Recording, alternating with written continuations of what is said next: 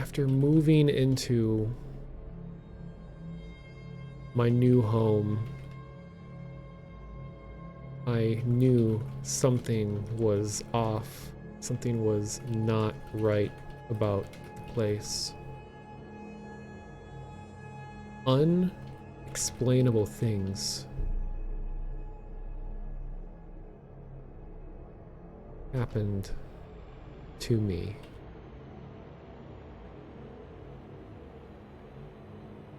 One night, everything happens at night. One night, I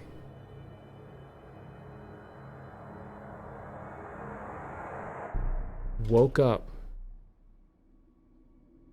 and found myself sleepwalking down the hallway.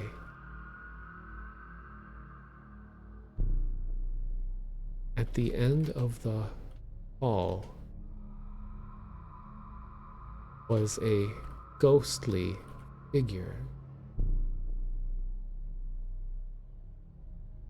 After moving into my new home, I knew something was not right about the place. Unexplainable things happened to me. One night, I woke up and found myself sleepwalking down the hallway.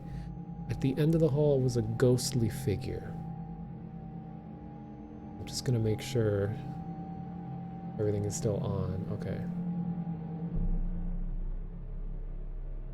It looked like it was wearing a hospital gown, but there were no buttons or anything on it. The figure seemed to be staring at me with its white eyes as if trying to read my mind.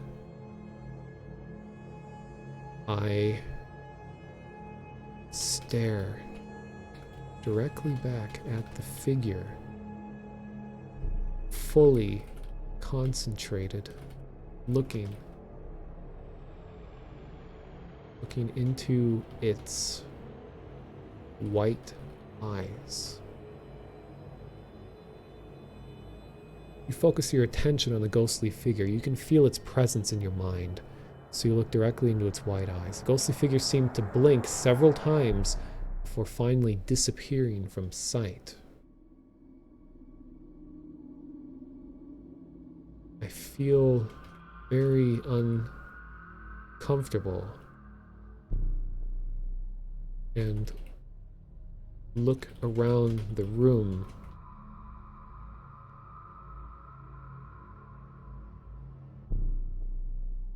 For where the ghostly figure could have gone to.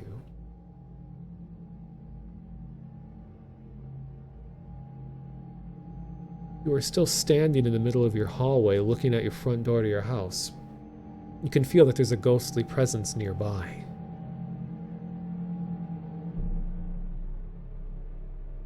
The ghostly figure appears again. This time, taking on the appearance of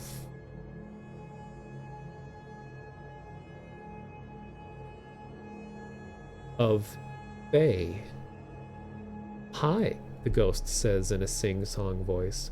"What do you want?" you demand, a little shaken up. "I'm lonely." Uh-oh. "Entertain me," the ghost demands, pouting. "Hey, sure, why don't you go throw a ball or something?" "A ball? I can do that."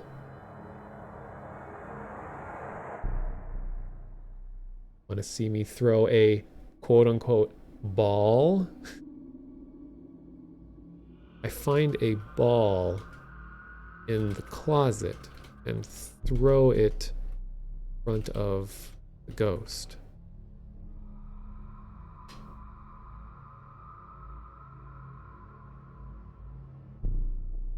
She jumps up and grabs it with a big smile on her face. "Okay, I'm gonna throw the ball now. Watch carefully," she says, concentrating on the ball. She throws the ball at the wall and it goes right through it. "This is so boring. I'm gonna find someone else to entertain me." Damn. Not even in the spirit realm can I keep the attention of people.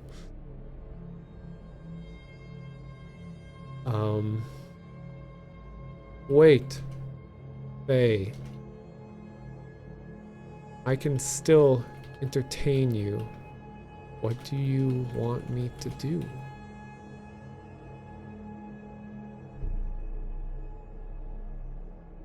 I don't know. Oh, I got it. Challenge you to a race.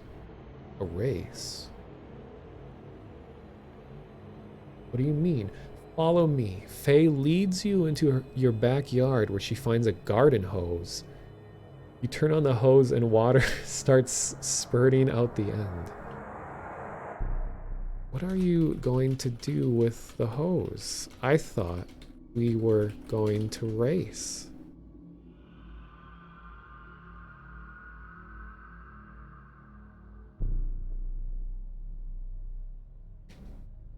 We are. I'm gonna make the water go back and forth from this end of the hose to the other end. Oh, you're gonna play with the hose?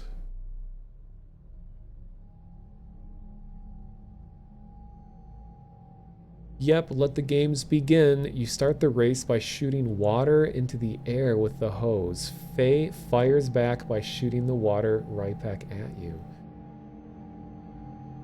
This is weird, but it's actually kind of fun.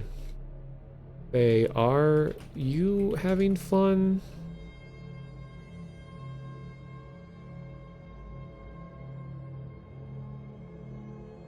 Yeah, are you? Yeah, I am. I'm sorry, I don't want to play anymore. Let's be friends. Okay, Faye. We are now friends. Can you tell me about how you became a ghost? See, this is what I want Phasmophobia to turn into. I want to have lengthy discussions with ghosts.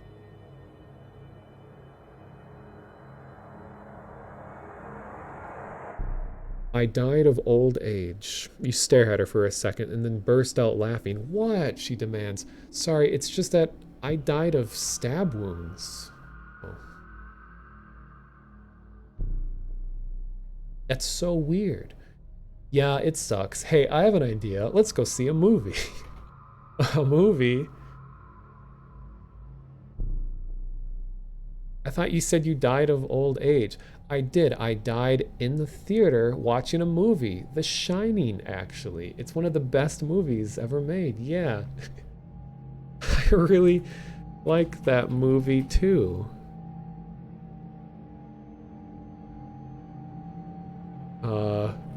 What was your favorite part?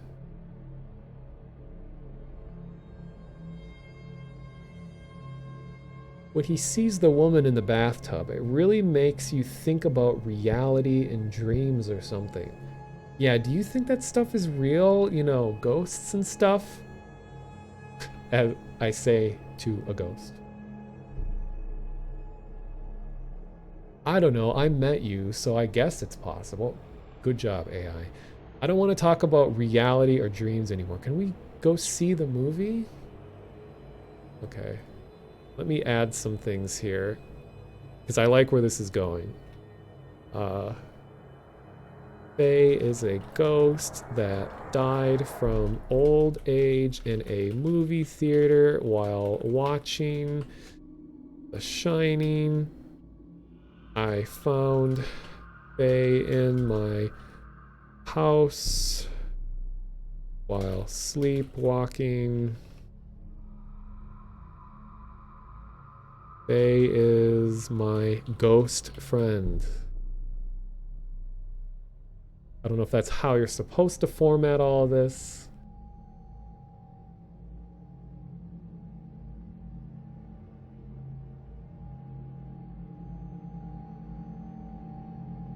Okay, okay, so Faye and I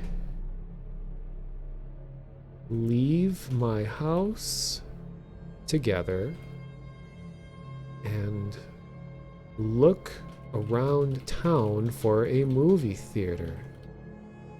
It's very late at night, and all the theaters seem to be closed.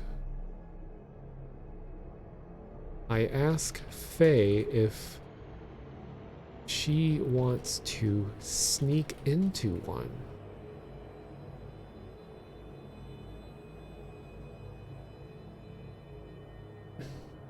Yeah, let's go to the one on 5th. I used to go there all the time. I don't know where that is exactly. Do you think we could drive there?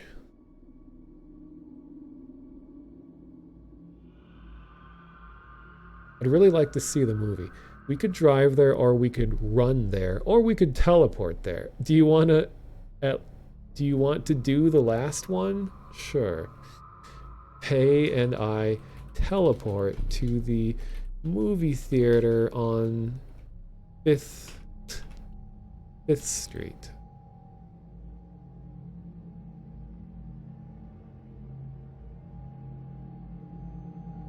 We arrive in the middle of the road in front of it. This is so cool. Let's go inside.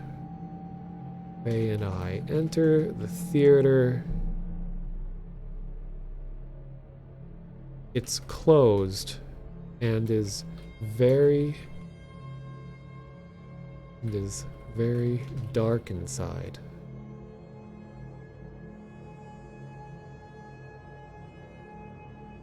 Wait, enter the theater.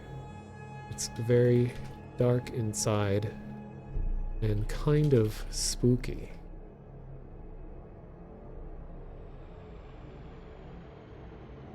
Suddenly, I realize that I've got a knife with me. Why did you bring a knife? The only person who should have a weapon is me, Faye demands.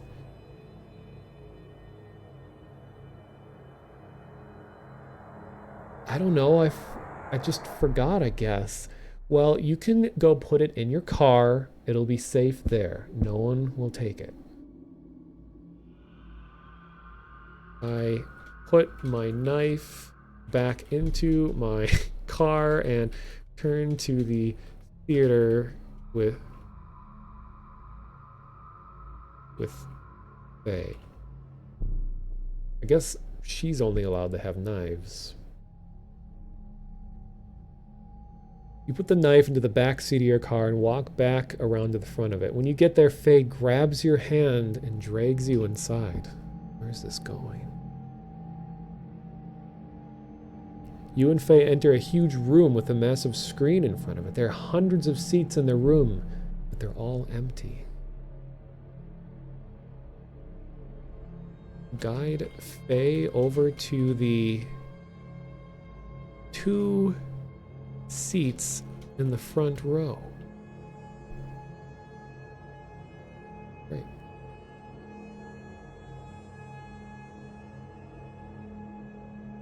You and Faye walk to the seats in the front row. As soon as you sit down, Faye gives you a big hug. You embrace her back and then suddenly feel a sharp pain in your chest. Uh-oh.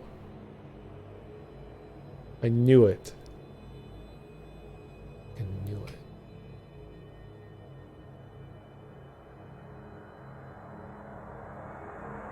You don't know where it's coming from, but you begin to freak out. Did you just stab me?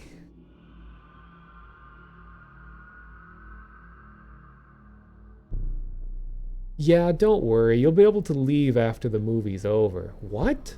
You'll see. Just watch the movie. God. Faye releases you from the hug, and you feel blood pouring out of your chest. You look down and see the handle of a knife sticking out of your body.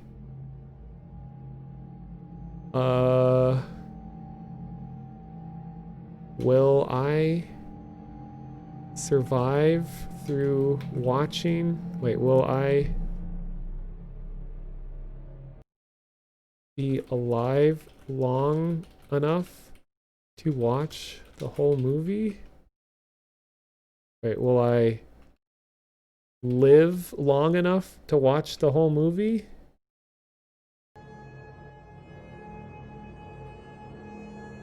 Yeah, don't worry. Faye begins laughing as you feel your life force ebbing away. The last thing you see is Faye lean in to kiss you on the lips. I never thought You would die this way.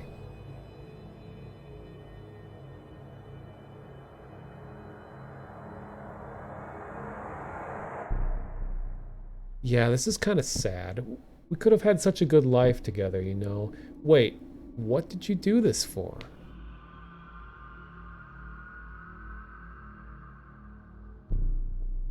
I trusted you. I loved you. Oh, Noah. Wait, my name's Noah. You should have known that love doesn't last. Live fast, die young.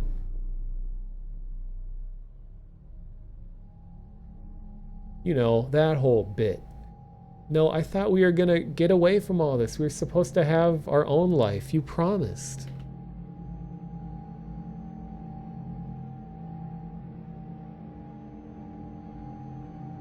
I know I did, but you're too much of a good person. It's annoying, really.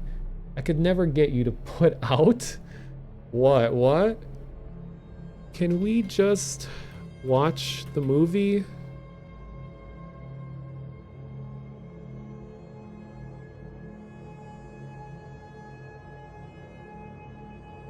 You whisper to Faye and she rolls her eyes.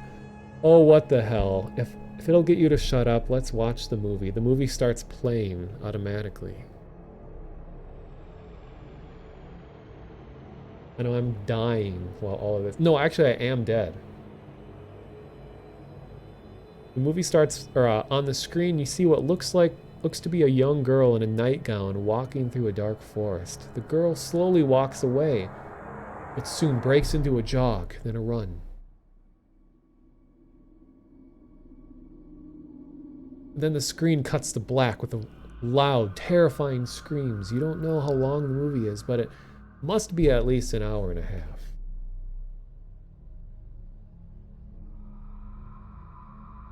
Faye sits quietly, occasionally giggling when something scary happens. As for you, you can hardly focus on the screen. You're too busy coming to grips with your current situation. True.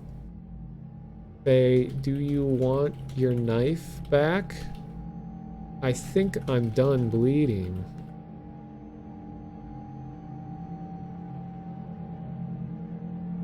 No thanks, I'm not finished.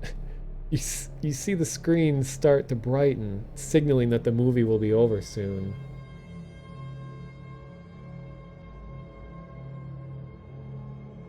You look behind you, out the exit. You could make a break for it to try to escape while Faye's attention is diverted. You hear Faye's voice one more time. Faye... Why did you kill me?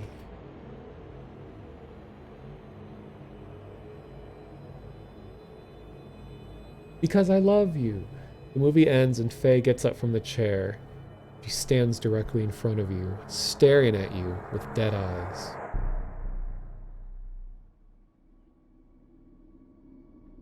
In her hand is a knife covered in your blood. Now we can be together. I could just end it right here, but this has been really good.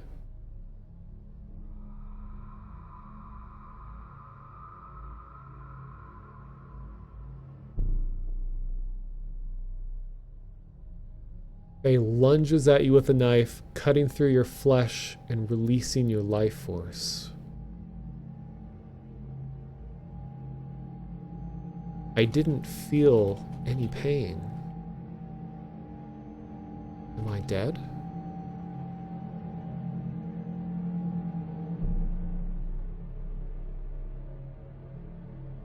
Yeah, but don't worry, we're together now. You'll see.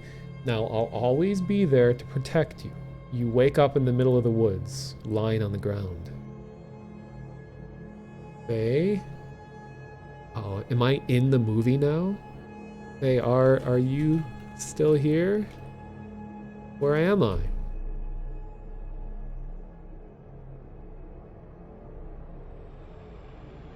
I'm right here. You feel something biting into your neck.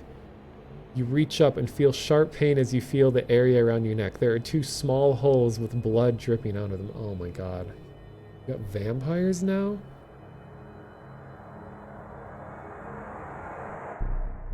How am I...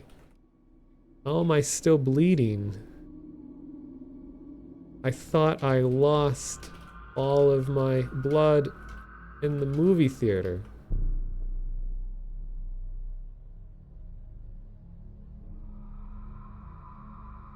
Faye begins you did! I had to replenish your fluids. Faye begins laughing as you feel blood dripping down your chest. So she's just like filling me up with blood, killing me, I bleed out, puts more blood in me, kills me, I bleed out. It's like a never-ending cycle.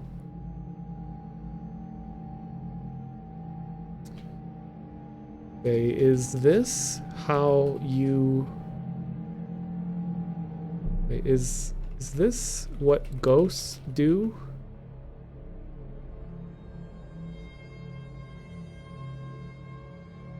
I don't know, I've never met another ghost before, but we're in love, so we're gonna stay together forever and protect each other. You'll find that I'm very protective of you.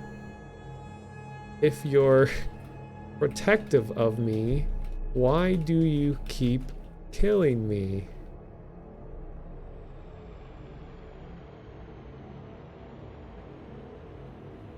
It's just my nature, sweetie. Don't worry. I'll keep you alive for now.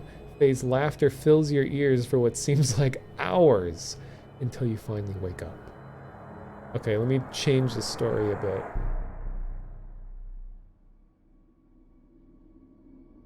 I wake up in my bed at home.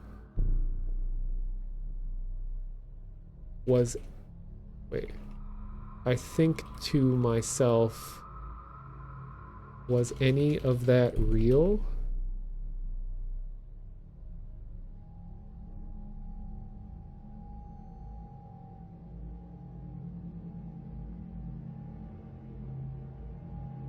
I'm not so sure. It all felt so vivid, so lifelike, but it can't have been real, right? Otherwise, I'd be dead. True, true. Faye, are you here?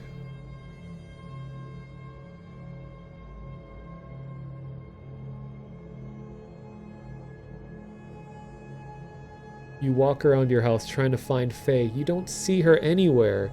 You sigh in relief. You wonder if the events from last night were just a dream after all. I begin to feel sad without Faye in my life. Those moments right before I died by her side were ones I will never forget.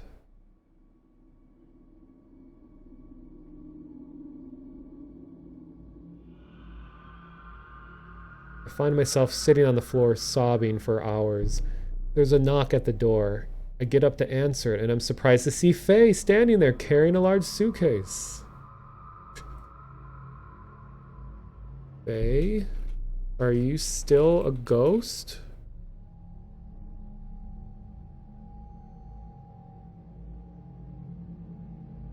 Of course I am. Did you think I was going to leave you forever? Faye jumps into my arms, hugging and kissing me. But then I pull out a knife and hand it over to Faye.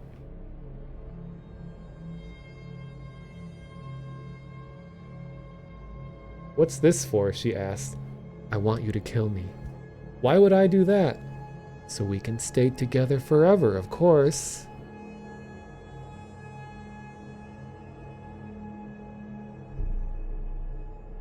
Faye looks at me for a few seconds, then nods, understanding. He grabs my neck and in one quick, smooth motion, slices my throat. Yeah, this isn't a very healthy relationship.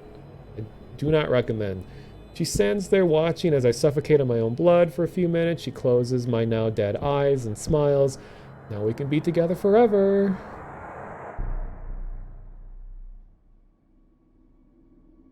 Okay. That was a really good story. Faye and I can continue living together forever as ghosts that continually kill one another for fun. The end.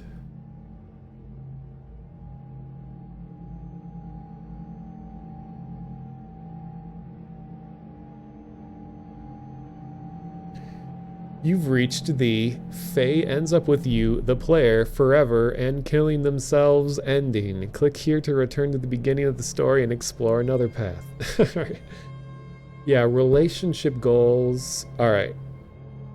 That is a good one. Yeah, times were simpler back with John the Hermit. I mean, its lifestyle with Faye isn't all that outrageous. At least, you know, we have each other and we understand one another. I don't know. I'd do it. If, you know, if I could be a ghost. All right. Let's try another story.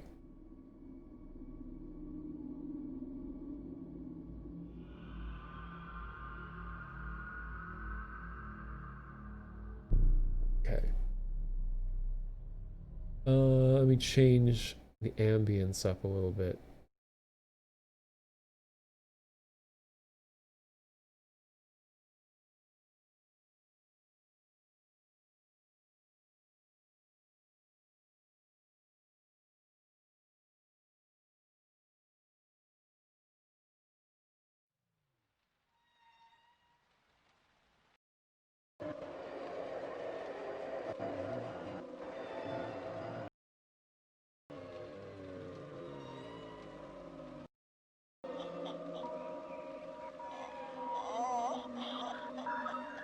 Okay.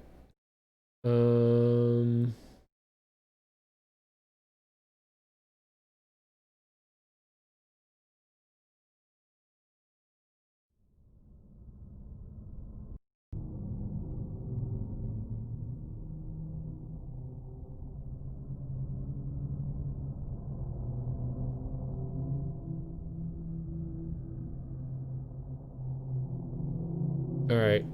So what am I gonna do with this one?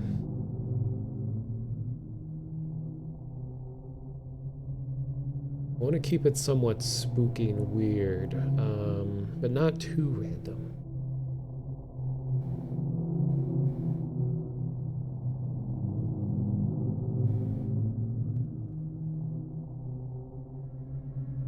Robot horror story? That was already kind of what I started with the Metal Man. How about...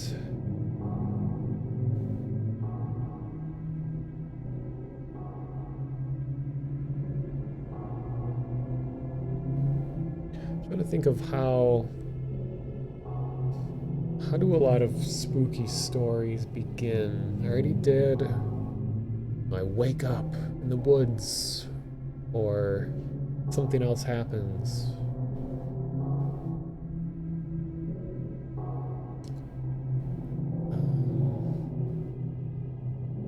Okay, I have an idea.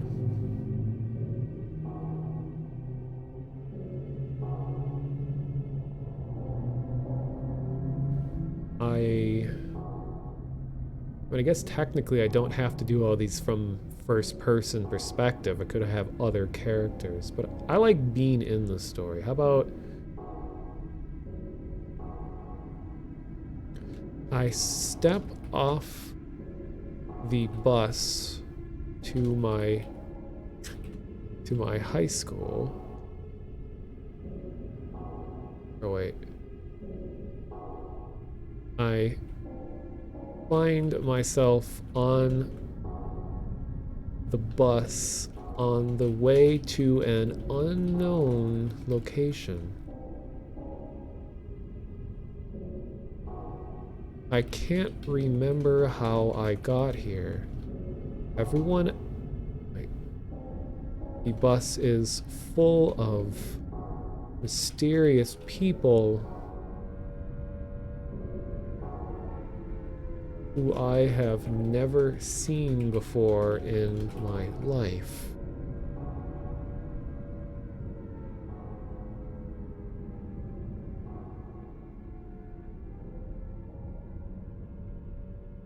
The trip has been very long, but I get the feeling that we are almost there.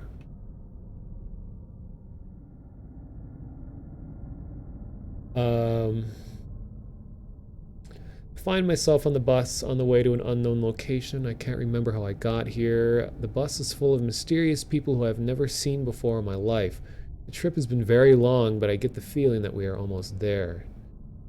Suddenly, a man with a black beard wearing a black robe steps out from behind one of the seats. He looks at me and says, "You must be David." That's freaky because my actual name is David. "Yes," I reply. He then points to a seat across from me. "This is where you will stay for the night." The man continues, "It's not far from here. You should arrive there by tomorrow morning."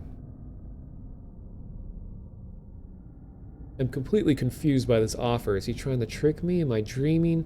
Do I really belong here? What does it mean if I don't arrive there by tomorrow morning?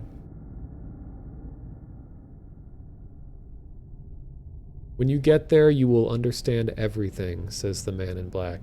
"I'm not sure what to do, but I know I don't really have a choice." The bus arrives at its destination. Everyone steps off. Everyone steps off. Or everyone gets off the bus together. Oh, shoot. I misspelled something. I don't recognize my surroundings. It has gotten dark outside. The man in black tells me to follow him. He walks over to a nearby tree and writes something on it with a marker. I can't really see what he wrote. The man turns around and says, "Follow the river upstream until you reach the bridge. From there, turn right, and you will soon find your destination." I follow the river upstream until I find the bridge.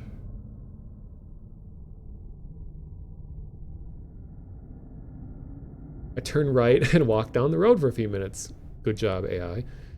Then I see a house with lights on, just like the man in the black had told me. "This is your destination," he says.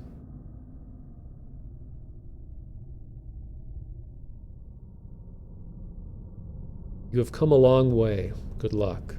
Gives me a piece of paper with something written on it and leaves.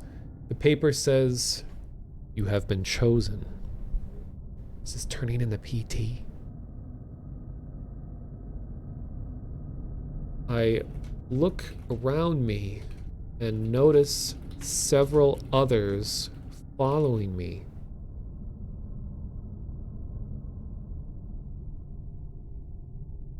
They're all dressed like the man in black. They're all smiling. As I approach the front door of the house, it suddenly opens and a dark figure beckons me inside. The others wait outside.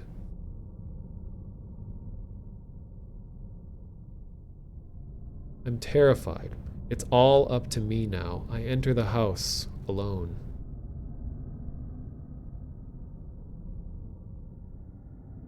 And thank you for playing. No. No. I enter the house alone. Nice try, AI, but we're not ending it here. Say, "I have been chosen."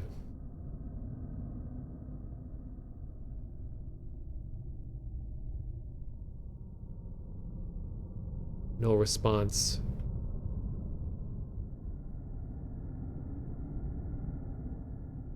I look back outside where the others are standing.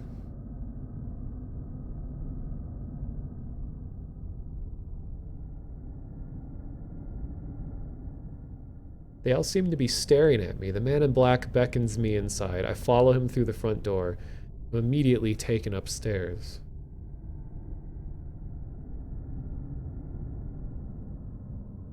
The man in black tells me to go into the bedroom and wait for him there. I walk in and see two other figures lying on the bed. They are very old, a man and a woman. What are you two doing here?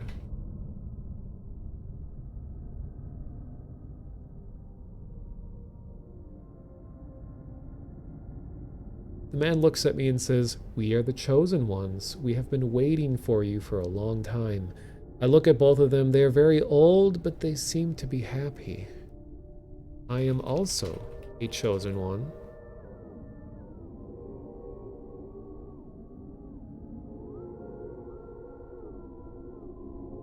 The man and woman smile and laugh. "We are the chosen ones," they repeat over and over again. I feel very uncomfortable. Why are they saying this over and over again?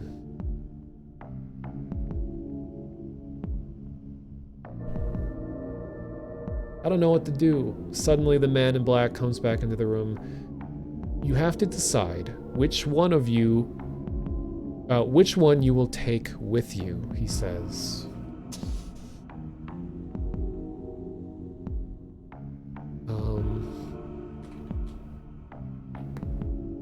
Oh, sorry about the noise. I will take the old woman with me.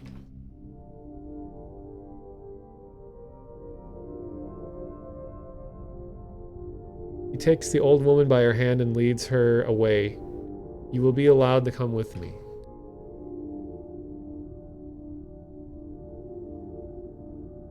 The rest will be given another chance in a few years.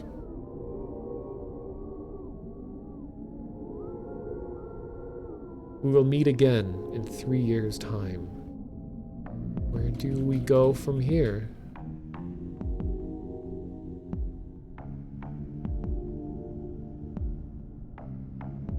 "Come," says the man and leads you outside. You are led to into a car, driven into the forest. After about 5 minutes, you arrive at a large wooden cabin in the middle of nowhere. Where are we going?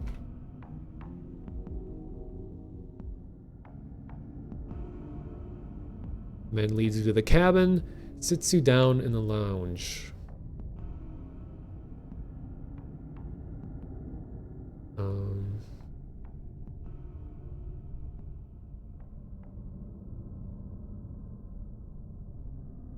You recognize some of the old people sitting around the room.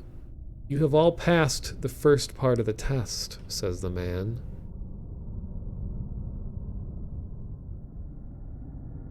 "You have all shown immense mental strength. We will now see if you are worthy to be brought back." The old people begin to chant, and soon bright light appears above them.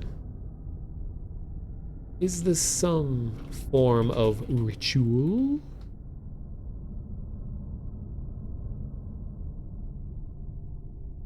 The man smiles and nods. "You are very intelligent. These are the 3 remaining chosen ones. When the time comes, you will all be brought back to life, and you will rule at my side." The old people begin to chant louder.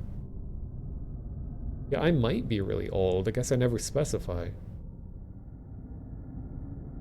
You feel strange. You begin to chant with them. "We will bring you back," they sing.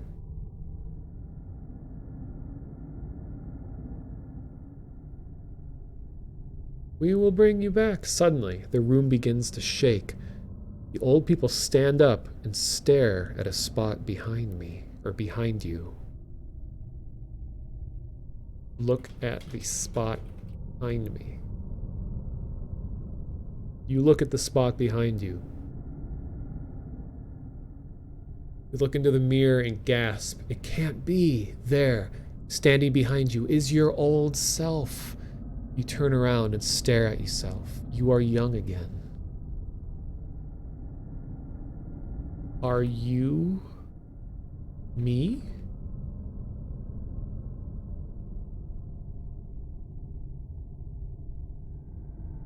Yes, you reply.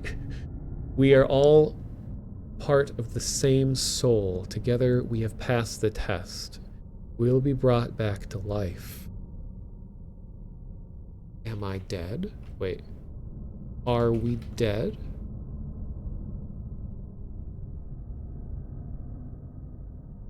We are not dead. We have simply been chosen to be brought back to life. Soon the world will need us again. We will bring you back, chant the old people.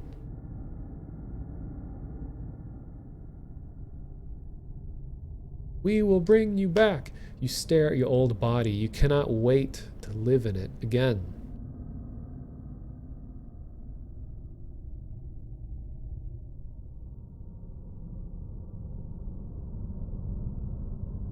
The chanting becomes louder. The ground begins to shake. You feel strange. Your soul feels weird. It feels removed from your body. We will bring you back.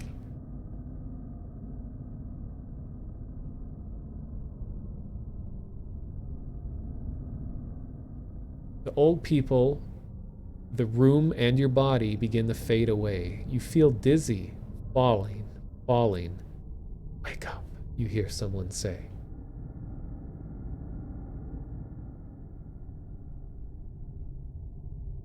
You open your eyes and see the man in black. Welcome back to life, he says with a smile. You and your people have been chosen by the Church of Real Truth to be brought back to life. Now that I'm back to life, what do I do?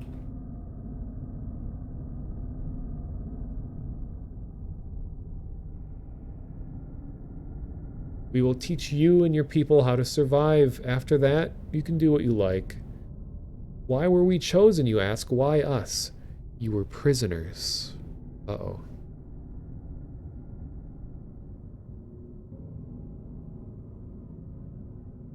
The criminal element is always the easiest to tame and re-educate. We have files on all of you. We knew you'd be the most receptive to our message. Oh, damn. Why was I in prison?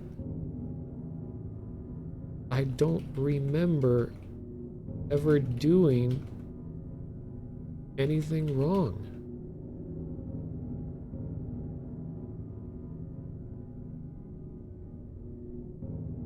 The man smiles again.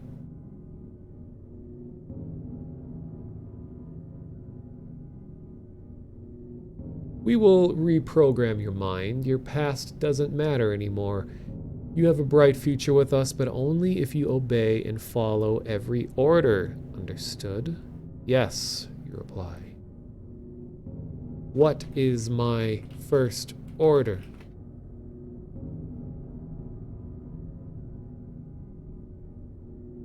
Kill your friends, shouts the man in black. Electricity runs through your body. You shake and convulse. You can't disobey an order. Joke's on them. I don't have any friends. You stand up and walk towards Kara. She looks at you with scared eyes. Kara, you say softly, I'm so sorry. Your hands, oh no, wrap around her throat. No, I can't do this. Everything always turns violent. No. Kara is not my friend. She is innocent, and I will allow her to live.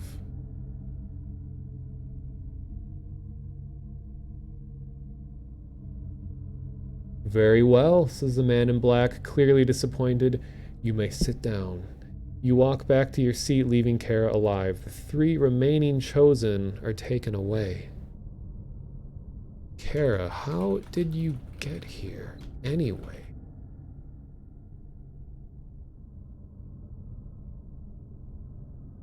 I got lost. I was looking for a party, she sobs. Were you chosen?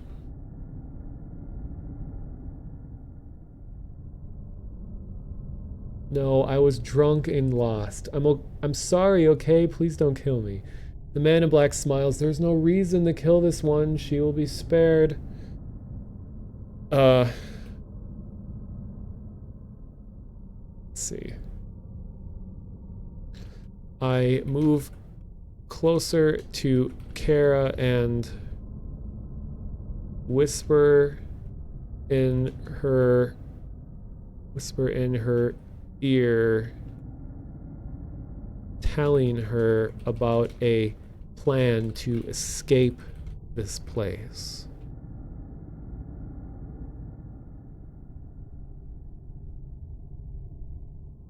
She nods in agreement. When the man in black isn't looking, Kara and I run away into the woods.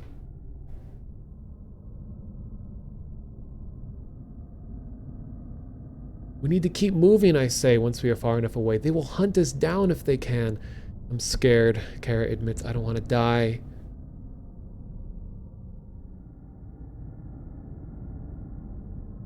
Don't worry. I was already dead. And now I'm alive again. Dying isn't all that bad, but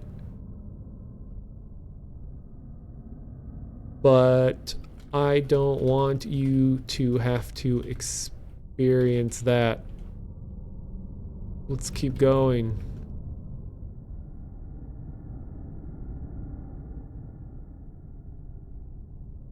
Dusk falls and it begins to get dark. The trees cast long shadows across the forest floor and your body is tired. We will rest here.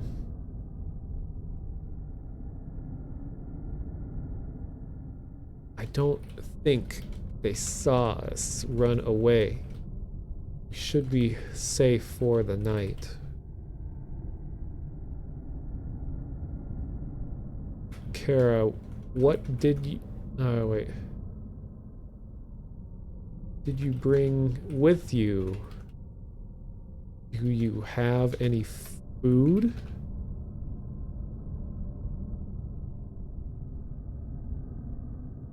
Kara takes out some bread and cheese from her bag. We both eat it greedily. I don't think I'd ever be this hungry, Kara admits. Yeah, I'm just imagining this going. Kara pulls out a knife and stabs me, and then we watch The Shining and die in a theater. Kara, have you ever heard of a ghost named Faye?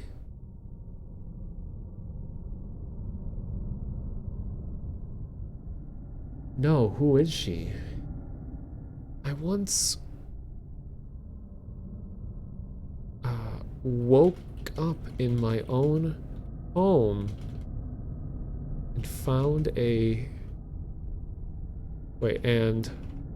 met a ghost named Faye. We watched The Shining together in a movie theater when she stabbed me with a knife as a way of professing her love to me. It was kind of weird.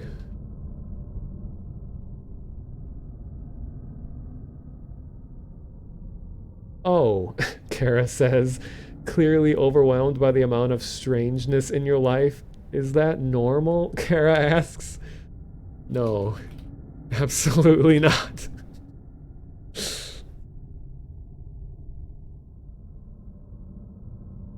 Do you think I'm pretty? She asks. What kind of question is that? Of course, wait. Of course I think you're pretty. But that's not important. What is important is that we survive the night. I think we should get some sleep before I get to sleep so we can keep running before the sun comes up. Do you agree?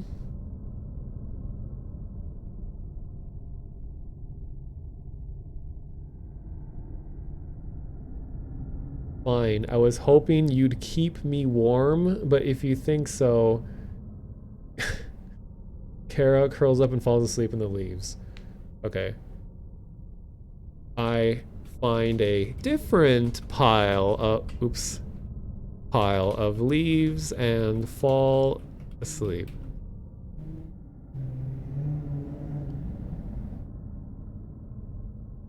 You sleep for a few hours. In the morning, you hear men shouting through the forest. She couldn't have gone far, one man says. We'll find her, another man answers. I run over to Kara and wake her up. We both run away from the voices.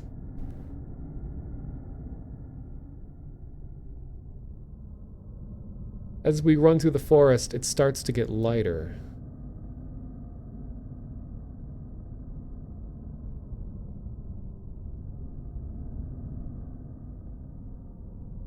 The sun rises above the trees, and I have to squint so I can see. I run into a tree and fall down. Kara runs back to me. Come on!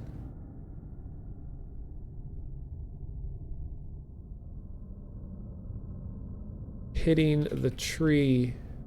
Wait. Running into the tree injured my... Wait. Gave me a large injury on my face. I feel like it will be okay, but people might wonder what happened. I continue running with Kara, I don't know.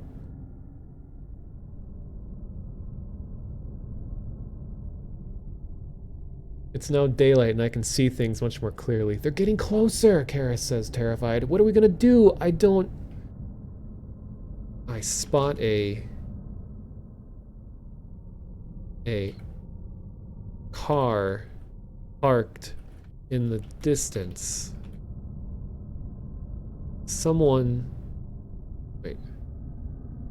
There is someone sitting in the driver's seat. Kara and I run up to the window and start pounding on it, asking the driver for help.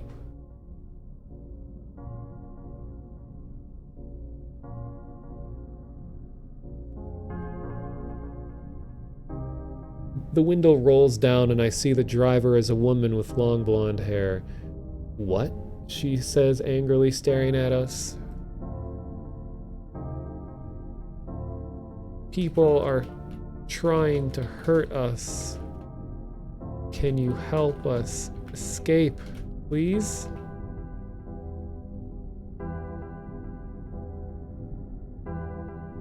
No, the woman says, rolling up the window. Kara and I are shocked. Why didn't you help us? Kara says, crying. The voices from the forest are getting closer. Kara and I continue running down the street. We soon come up upon a suburban neighborhood.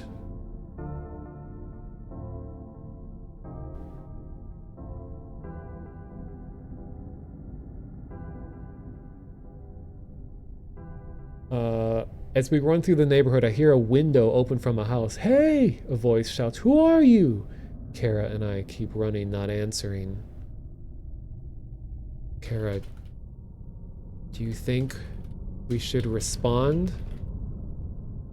They might be able to help.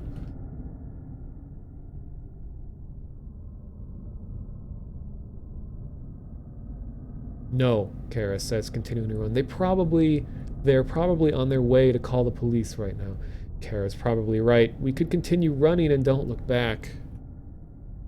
I'm getting really tired, and my face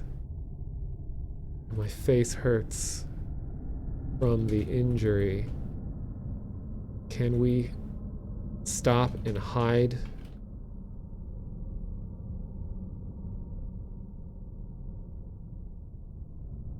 Fine, Kara says. We run up to a shed and open the door and close it behind us, cutting off the light from the sun. Do you think they'll find us? I think if we wait here long enough, they will surely give up.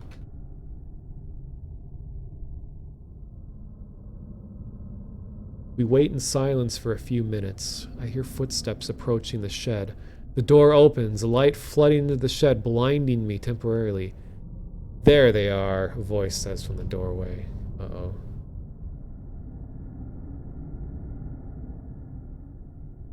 That voice sounds familiar. I shield my eyes from the light and look up. There are two men standing above me, staring down at us. Why are you chasing us?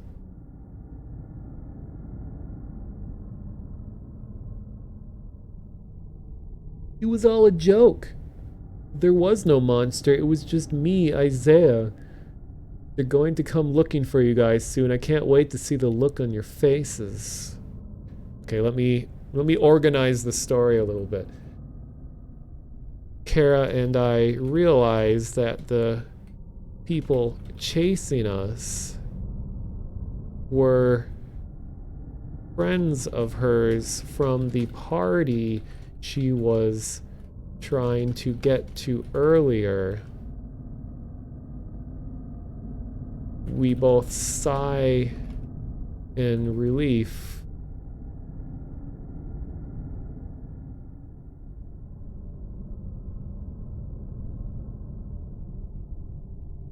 Kara explains what happened earlier to them, and they apologize profusely. Kara says it was all a misunderstanding. We promise each other that we'll meet up at the party sometime later.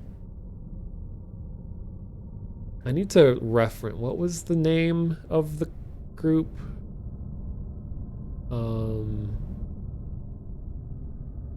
Church of Real Truth. Okay. Have any of you heard of the Church of Real Truth?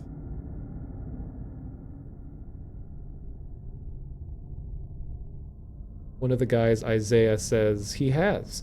He explains that the Church of Real Truth is based on worshiping humanity's potential and looking for scientific evidence that humanity can become immortal or achieve other extraordinary things.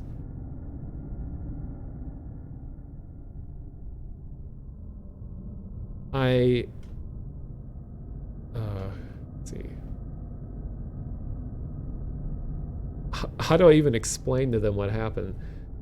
I was apparently revived. Wait, I was apparently brought back to life by old people at the Church of Real Truth. I was told that my first order was to kill my friends, and I almost harmed Kara here, but I realized I had never met her before in my life, so she was spared. We escaped together, and now we are here. What should we do?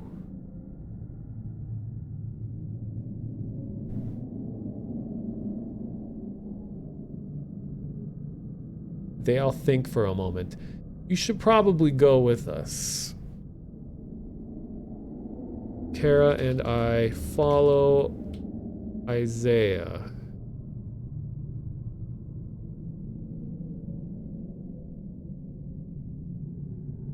His car is parked a few blocks away. Kara and I get in the front, and Isaiah gets in the driver's seat. He starts driving towards the woods. Where are we going?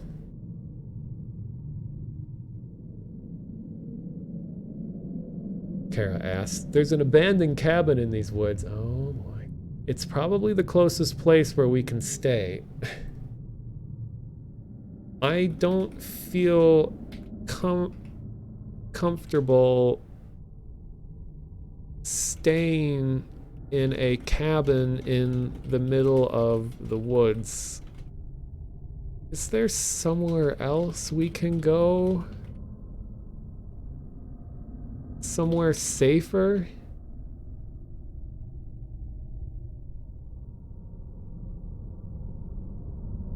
You better watch it, Isaiah says, turning around to stare at me in the backseat. I was being nice enough to take you guys in. Don't push me.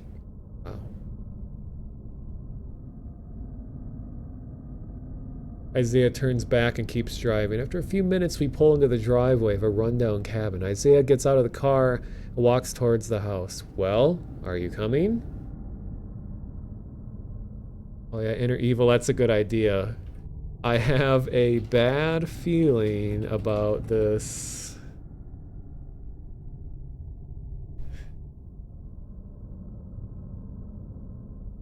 Invite them in, a voice whispers from the woods.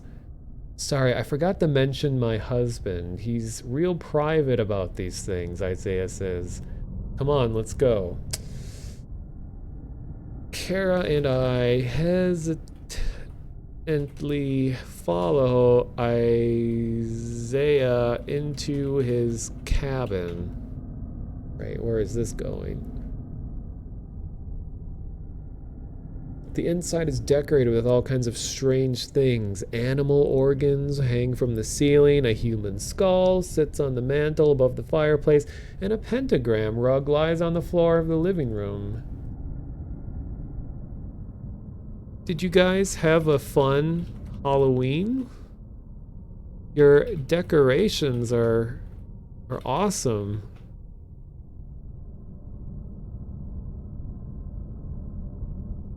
Thanks, Isaiah says. Pick a seat. I'll get you some drinks. I look around the room. Kara, are you... Wait. What do you know about... What do you know about Isaiah? How long have you known him?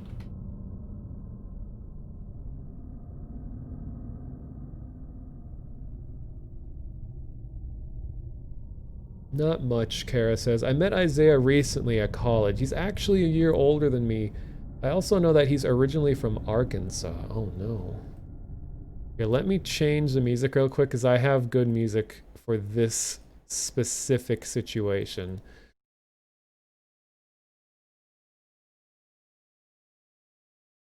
Some of you might recognize this. Let's see, where is it? Here we go.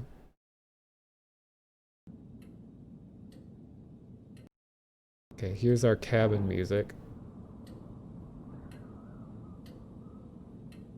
Or ambiance. Well, now, look who has decided to join us. All right. I'll just let it keep going.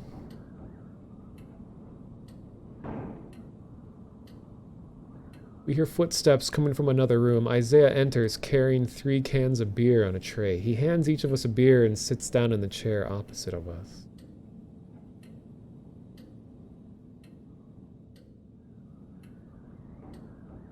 So, why were you in the woods? Isaiah asks. And don't say you lost. Or you're lost. I'm sorry, Kara says. I didn't catch your name. Isaiah. Well, she knows him? Doesn't know his name? We weren't lost. We escaped from a ritual. We were both in danger.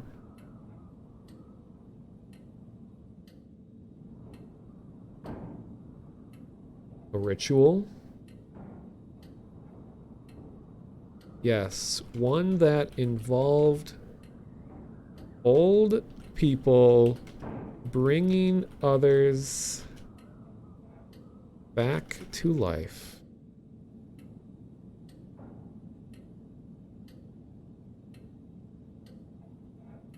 Was that dangerous? Of course, we barely escaped with our lives. Isaiah gets up and looks and locks the front door. All right, he says. Tell me everything. Kara and I explain the events from last night. Isaiah listens intently, asking a question every once in a while. Do you think we should report them? I don't want anyone else to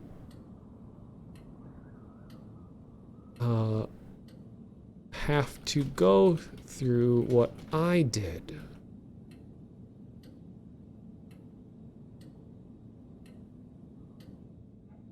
No, Isaiah bursts. Going to the police would be a big mistake. Why not? Kara asks.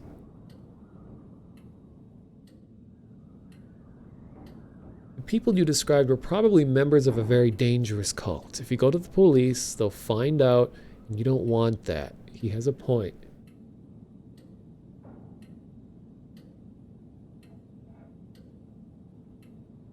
Isaiah, have you ever been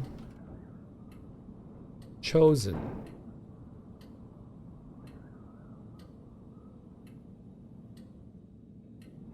Me? No, I'm not a virgin, if that's what you're asking. Why did you want to become a monster then? Monsters have more fun. What? No, no, no. This has nothing to do, typical college bro response, by the way, has nothing to do with that. This is about old age and life. You are too young to worry about this anyway.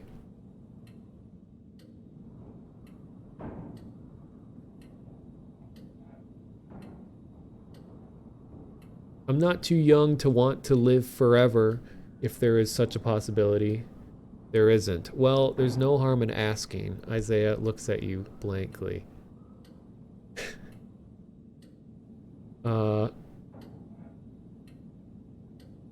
Right. Why is there a pentagram on your floor?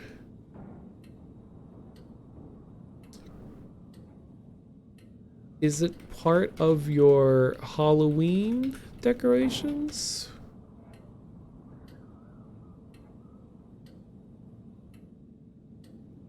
What? No, I'm a Satanist. A what?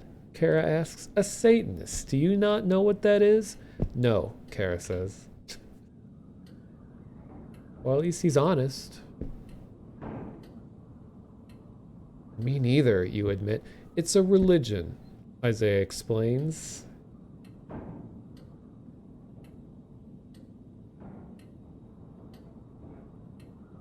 Isn't that the same as being a vampire? Aren't they enemies of one another? No, Isaiah says.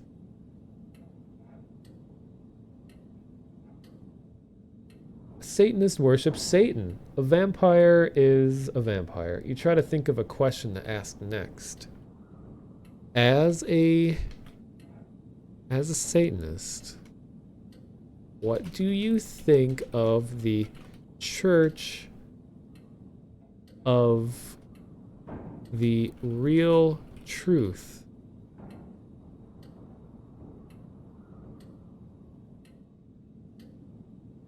I think they're a bunch of idiots, Isaiah says, spitting out the words. I agree. Kara, are you also a Satanist?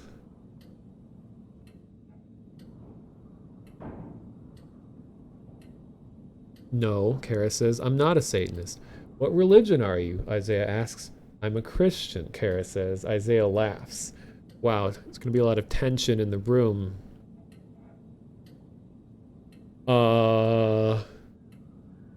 Well, at least we can all coexist in the same room and get along. So anyway, Isaiah,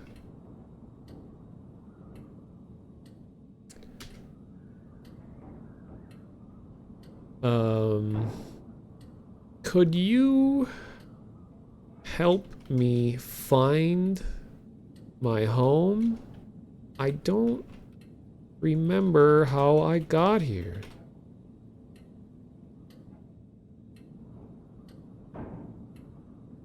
Sure thing, Isaiah replies. He gets up and walks to the door. Shit, the sheriff is here. I'll be back.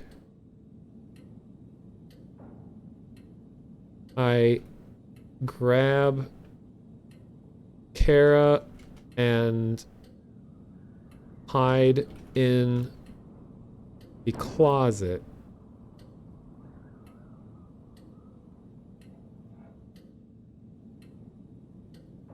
We listen as the sheriff enters and yells at Isaiah for leaving the bar. Uh-oh.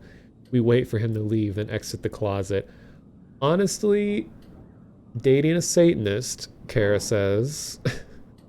Where is this going? I really hope God will forgive me. It's not that bad, you reply. We're going to hell, Kara says. We can cross that bridge when we come to it. This AI, though, oh my god. Oh, her god. How can you be so calm, Kara asks. I'm not, you admit. I'm terrified.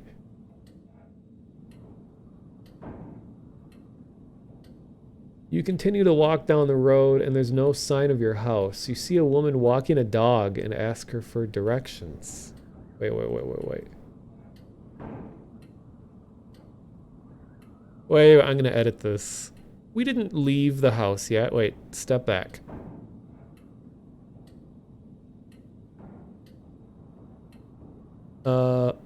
Isaiah. Thought you'd just slip out before dinner was done? Exactly.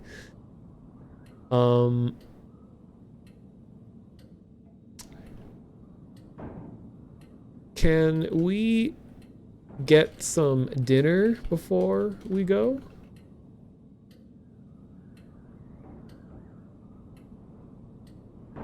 Sure, Kara says. We leave Isaiah's house and go into town. Oof, well, that was quick. I wanted to ask him more questions. What do you feel like, Kara asks.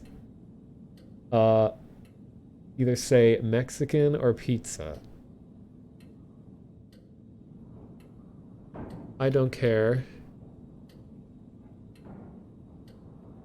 Right, inner evil. Her morals are kind of questionable at this point.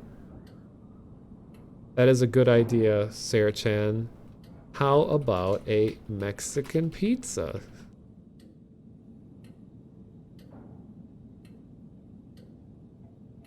That's a thing, Kara asks. You'll see. Kara looks at you in disbelief for a moment and then shrugs. Sure, she says. Let's try it. Kara and I go into the nearby town and eat a Mexican pizza together. Okay, I'm gonna liven up the story a little bit. When we enter the pizza parlor, everyone looks behind them and stares at us. We feel uncomfortable, but continue walking over to an empty booth. Wait, town to eat a Mexican pizza together. We then enter a pizza parlor. Everyone looks behind them and stares at us, feel uncomfortable, but continue to walk into the booth.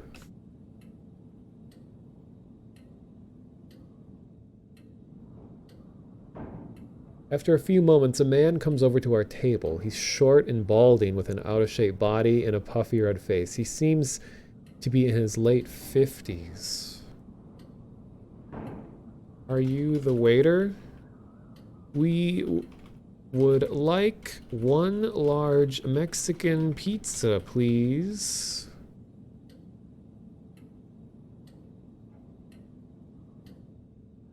I'm afraid I cannot serve you, the man says. Neither of you has proven you're a Christian. That's a requirement to eat here. Oh my god. What? Kara asks. I'm confused. Don't worry. We are.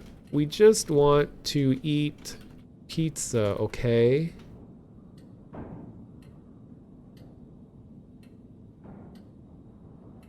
The man shakes his head slowly. I'm sorry, but I cannot serve you, he says. He begins to turn away. Kara, what is the deal with this place? Have you ever been here before?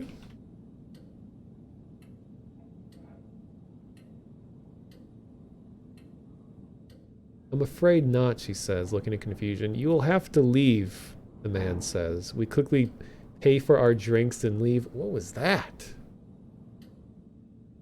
Maybe it's better we don't hang around here. I felt really uneasy.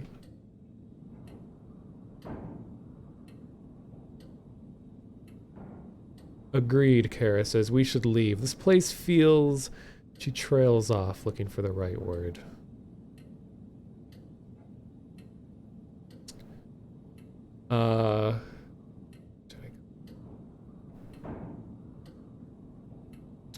Kara, you mentioned that Isaiah went to college with you. Do you remember anything about his past?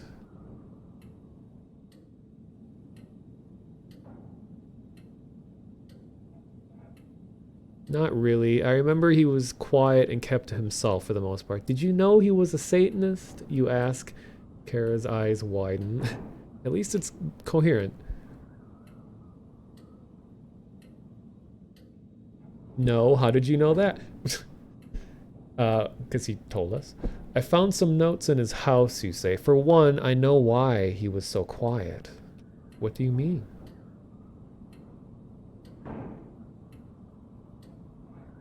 He was reading the entire time, you say. Well, that explains why he didn't talk much. But what were his notes about?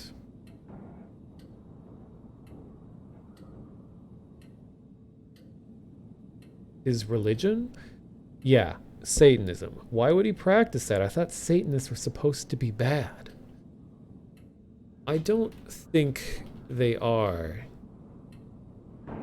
That's just something you were probably told as a kid to scare you.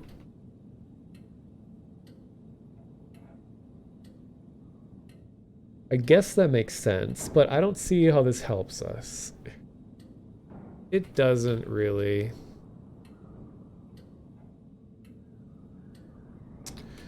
So anyway, where should we go next?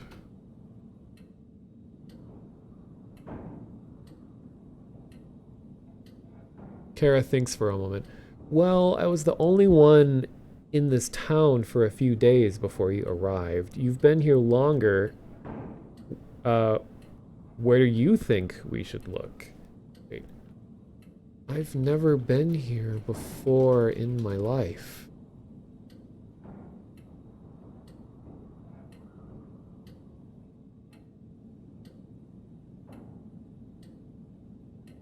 What? Kara says, raising an eyebrow. You've never been here before? No. Not that I'm aware of. I woke up on a bus yesterday. I woke up on a bus yesterday not remembering a thing about my past. Have I met you before?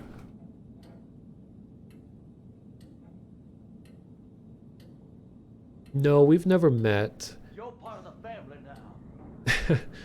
But you don't remember anything at all then? Your name? Anything about your past? Nothing.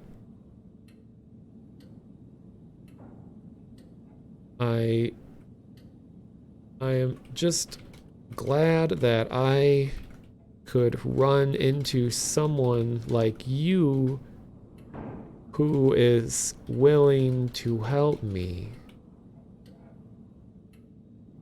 Are you trying to help me?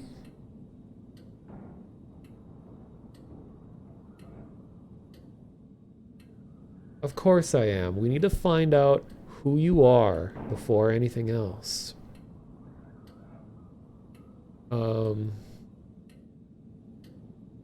I suddenly remembered that I had left a note in my pocket.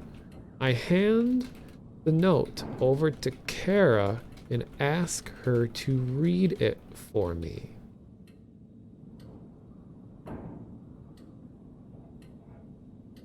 It's addressed to both of us, Kara says. That's odd. And look at this poor writing. Whoever this is, they're not very smart. She reads the note aloud. Dear Kara and whoever you are, I have your friend. If you want to see him again, meet me at the old fountain at midnight. Come alone or he dies.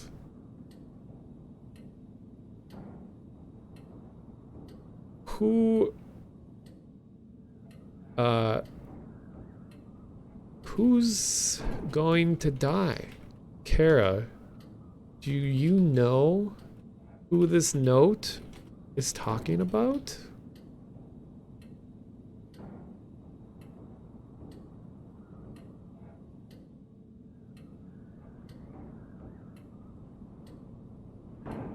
Alright, just clicking it. No, Kara says, looking worried. Do you? Actually, I do, you say slowly. It's Isaiah. The guy that saved us earlier. The Satanist. Maybe it's...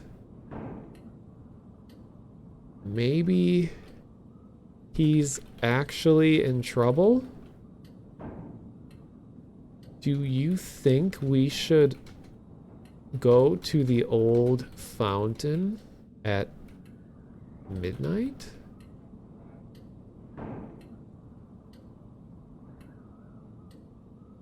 I don't know. Do you really think it's safe? I just met you, and this guy has been your friend for a while. Shouldn't we get the police involved? No. Remember what Isaiah said. We cannot involve anyone else or else the situation will get worse. I need to add some factual information to this story to keep it consistent. I think the AI is forgetting important details. I think the situation couldn't get any... Wait. You think the situation couldn't get any worse? What if he's killed by whoever took him? We should at least call the police. They can help us without even involving him. Here, let me...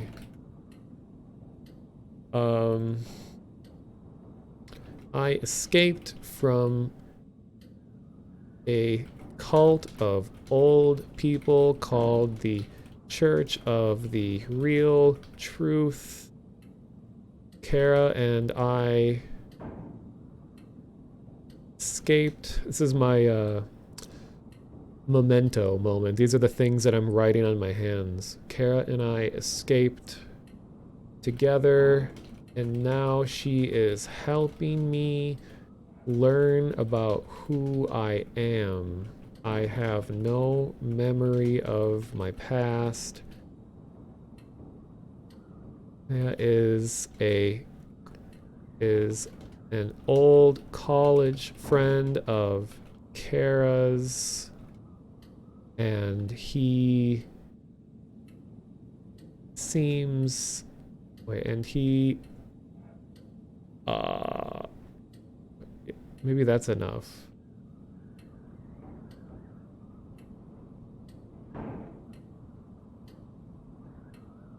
True, the police are probably a part of this. No, Kara. The police are probably involved with the church. Remember how strangely they treated us at the pizza place? I think they know we're outsiders.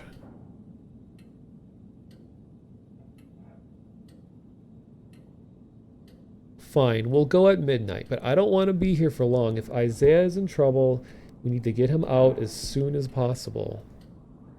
Okay. Kara and I hang out at the nearby park until the clock strikes midnight. We go towards the old fountain like the note suggested and wait to see if anything happens.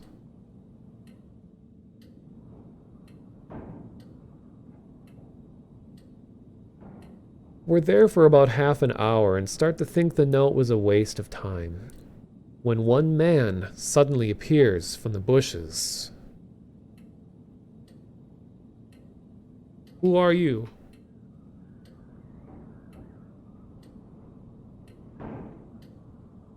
I go by many names, he says in a gravely voice, but you can call me the Harbinger. The man is tall and thin, dressed from head to toe in black. Are you a Satanist?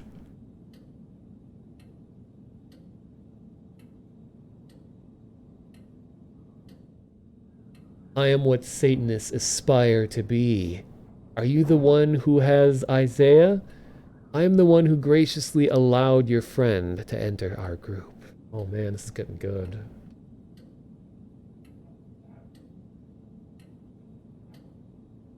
Where is he?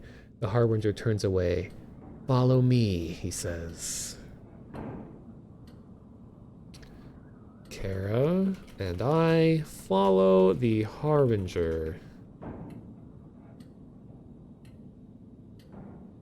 Oh, it did say to come alone. Oops. Follow the Harbinger along the street. So, what's your name? He asks us. Are you allowed to ask us questions? Kara shoots back. Yes, I just don't care enough to do it. Well, he just did. My name is... And this is... Kara. Don't be scared. Don't be scared.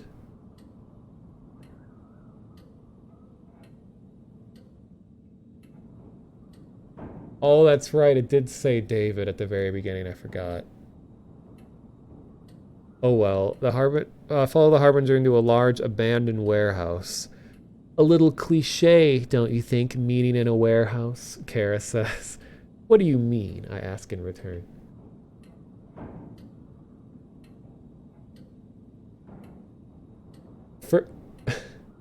First rule of Fight Club is you do not ask questions. The entire group is sat in a circle. The first person we see is Isaiah, who smiles when he sees us.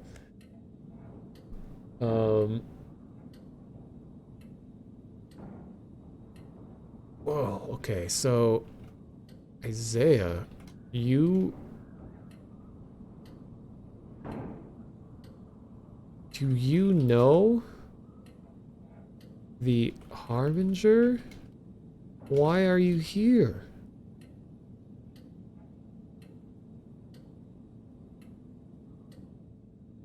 The Harbinger is the leader of a group of Satanists who are intent on bringing forth the apocalypse, Isaiah explains.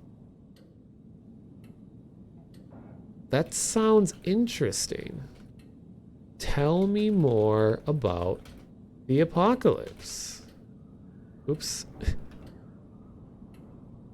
Oh my god.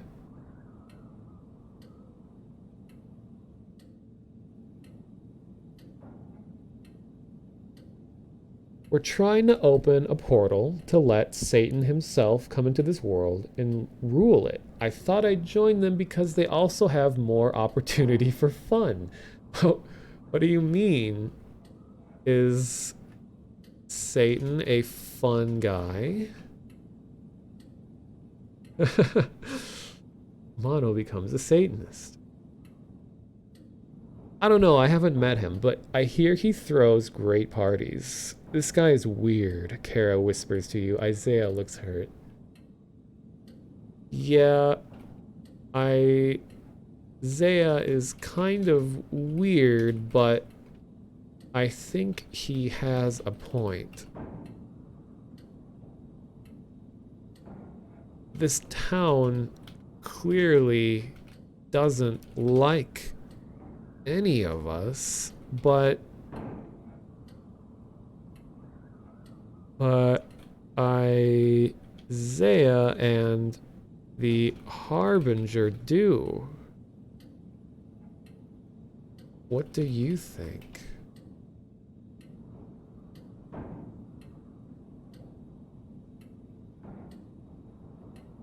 I don't know, it seems like a stretch.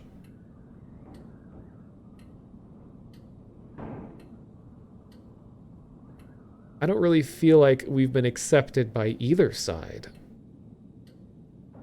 True. True.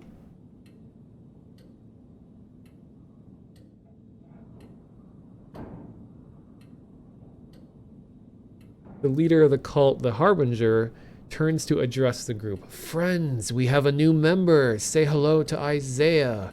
The group turns towards Isaiah and begins catcalling and booing. Uh-oh.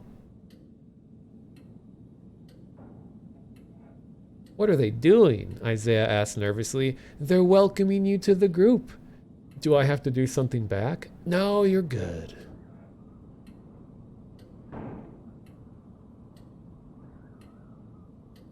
The catcalling and booing intensifies, and Isaiah breaks into a smile. This is great, he says.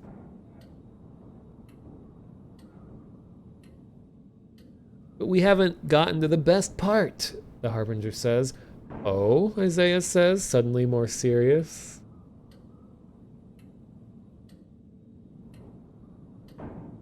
The Harbinger turns towards you and Kara. What are your names?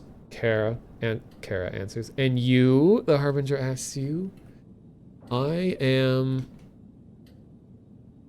known as David, or a monotonist.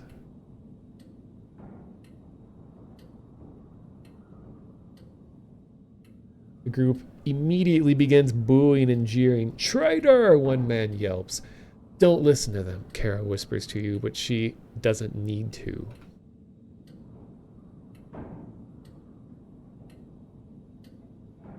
The crowd's reaction was made quite clear how you feel about them. Let's do it, the Harbinger says.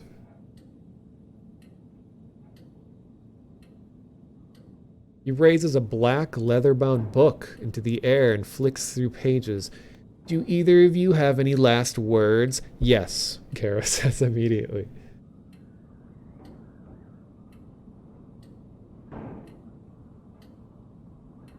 I would like to apologize to everyone for my poor leadership. I should have considered all of your opinions, and I tried to compromise with the townies.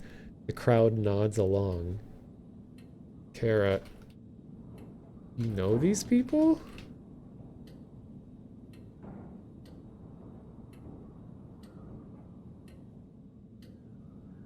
They're all members of the Church of the Real Truth, Kara explains. I used to go to their meetings, but I found them a bit creepy. Still, they're better than the Zealots. Oh, man. What? I thought you had never heard of the church. I'm so confused. Her gift.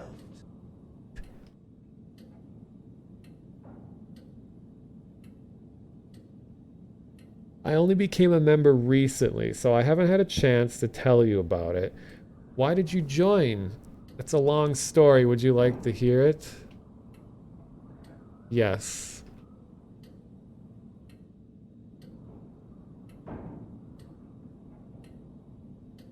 Over the next 15 minutes. Uh-oh. Kara explains that after you two escaped from Professor Auschwitz's class? Okay, let me edit that real quick. Escaped from Professor Johnson's class. She became very nihilistic.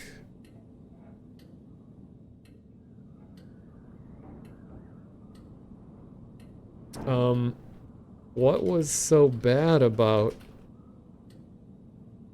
Professor Johnson?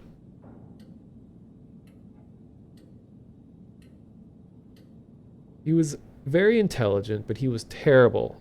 Or was a terrible, terrible person. He got some kind of sick joy out of putting on the pressure and forcing us to hurt each other.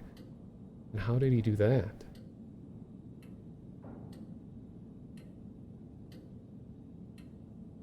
He gave us ridiculously impossible deadlines to finish assignments, and then he would be very disappointed if we didn't push each other to meet those deadlines. It created a hostile environment.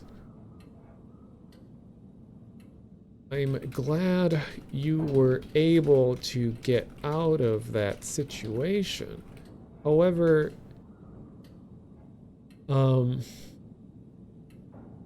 we are in the middle of a ceremony. How... Wait, what was the last... they're all... These scholar means I found them still creepy. Still, they're better than the Zealot. I never heard of the church. So confused. Became recently, so I've had a chance to tell you about it. Oh, you joined. It's a long story.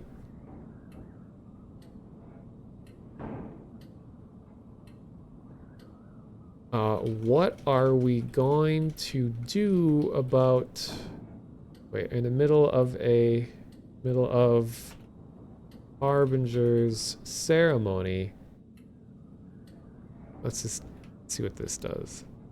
I'm glad you're able to get out of the situation. However, we're in the middle of Harbinger's ceremony. Kara nods and continues. After the experience of Professor Johnson's class, Kara became very disillusioned with school as a whole.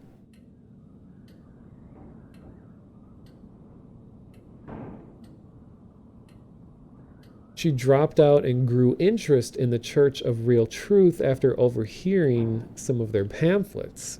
Oh. Okay.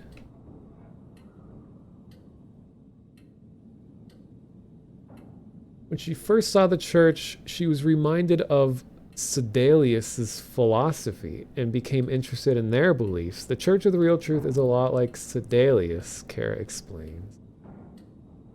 Who is... Okay, actually, wait. Okay. I understand.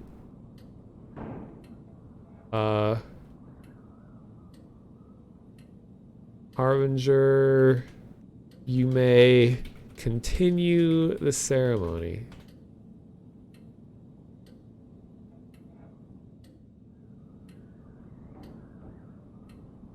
As Kara finishes her story, you hear the sound of 1,000 people yelling in unison. Line, line, line, they chant. Uh-oh.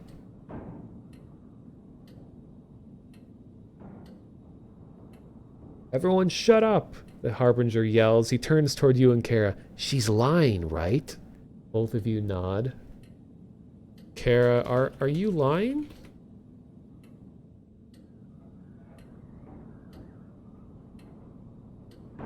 Yes, Kara answers. Harbinger, she's lying, you say. The Harbinger nods gravely. Sadly, this concludes our ceremony.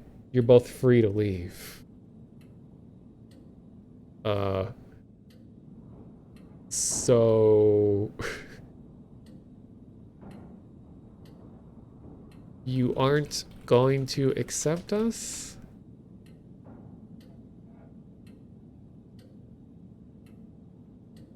The Harbinger shakes his head. I'm sorry, but it seems you don't want to join us. If you don't want to join us, there's nothing more to discuss. Okay, Kara and I will... Wait. We need you to help us take down the Church of the Real Truth. Can you help us?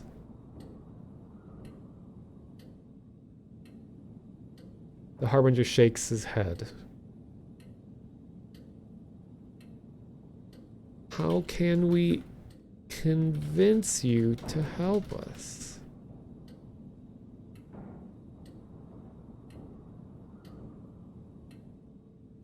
I don't think there's anything you can say. In fact, I'm gonna have to punish you and the girl for wasting my time. Uh-oh.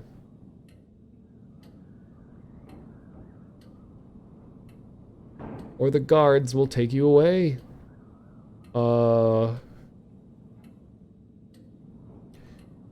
We'll find ourselves. We'll leave on our own accord. Sorry to have bothered you, Harbinger. Your phone died on your walk home. What key plot point did you miss? Well, Kara reveals that she had been a part of the Church of the Real Truth before, but she didn't really like it. And she said that what drove her to join the church was that she had this professor named Professor Johnson, who was really cruel and was really mean to his students and forced them all to have perfect deadlines and unrealistic standards. So that made her bitter and to want to join this Church of the Real Truth.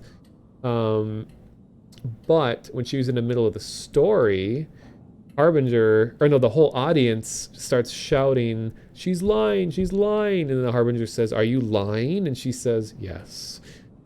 And then she starts talking more about it, and then I'm like, wait, let's let them continue the ceremony. And then Harbinger is like, no, you don't want to be a part of us. We're not going to continue the ceremony. And then I'm like, but we need your help to take down the church.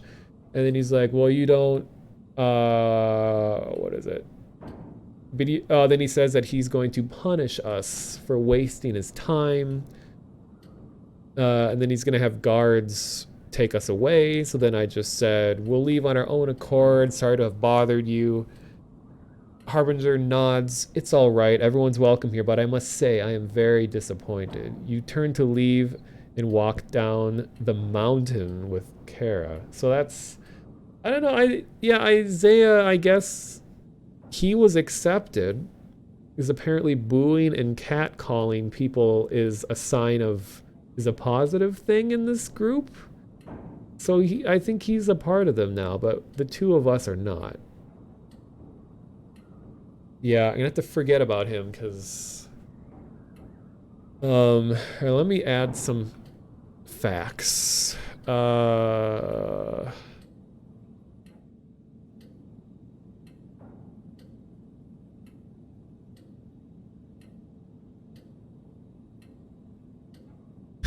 Isaiah joined Harbinger's Satanist group.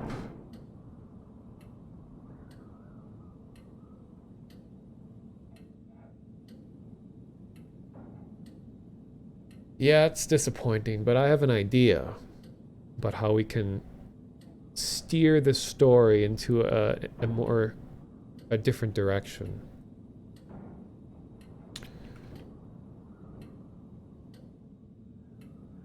The day is getting very late, and it looks as if it's starting to snow. Kara and I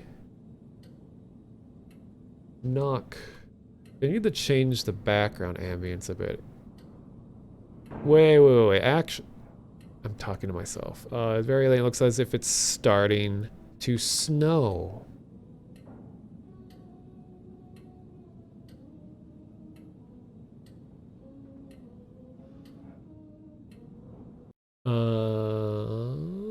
So let's go to...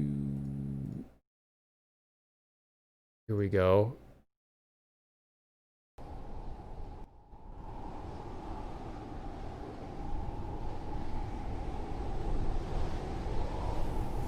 What are you gonna do now? Kara asks. You sigh. Snow is really starting to come down hard. We need to seek shelter tonight or we will freeze to death.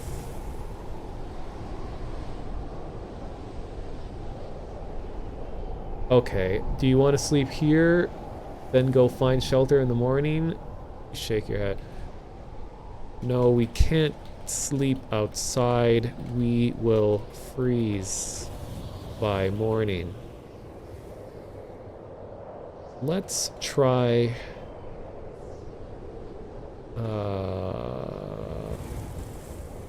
asking one of the residents for help.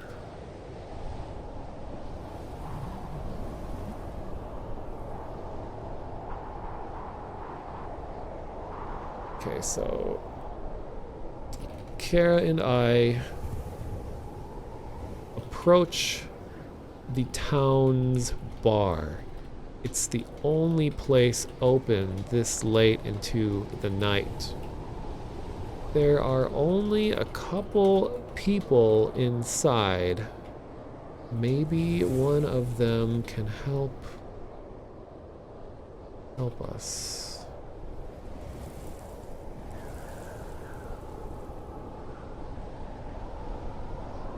First person we see is the bartender, a middle-aged woman wiping down a glass. She notices us and smiles. Hi there, what can I get for you two?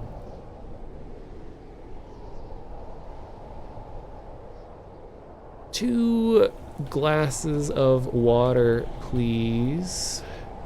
We have had a long and difficult day.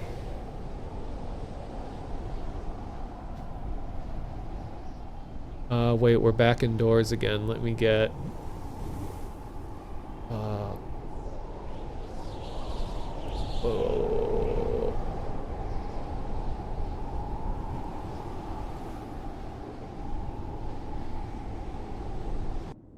Alright.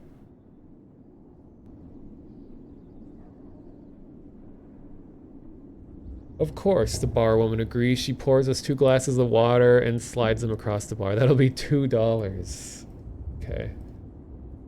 I pay the bartender,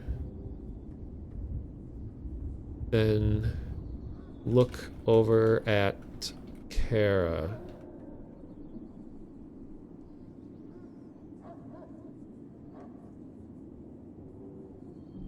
As you pull out your wallet to give the bartender your money, Kara grabs your arm, and shakes her head.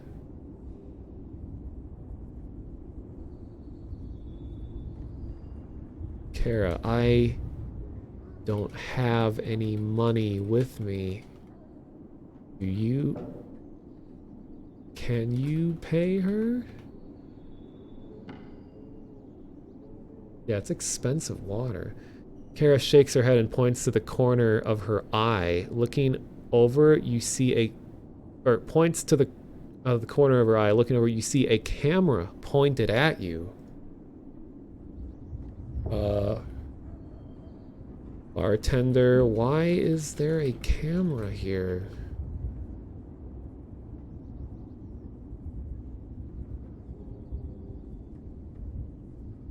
"For protection," the woman answers. "This is a bar, sir. I have to make sure you aren't terrorists here to destroy me." "We're not terrorists," Kara says. Bartender.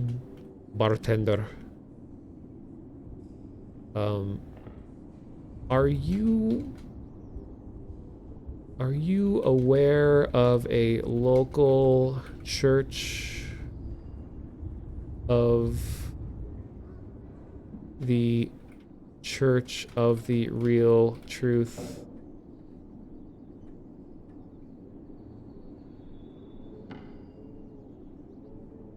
"Of course, it's a religion," the woman answers. "They're looking for people like us," Kara says. "We don't have time to talk much longer." Bartender, is there somewhere we could spend the night? It's getting very cold,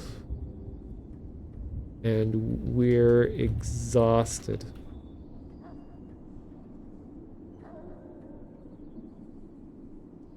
The woman nods. "Sure, through that door and up the stairs. The rooms are $6 each. You pay her for one night and take your key." Kara and I head upstairs to the rooms. On our way there, we can't help but notice one of the rooms. Wait, one of the rooms is open, and there is a light coming out from inside. I approach the door and look in. Wait. Curiosity gets the best of me, and I poke my head in and look around.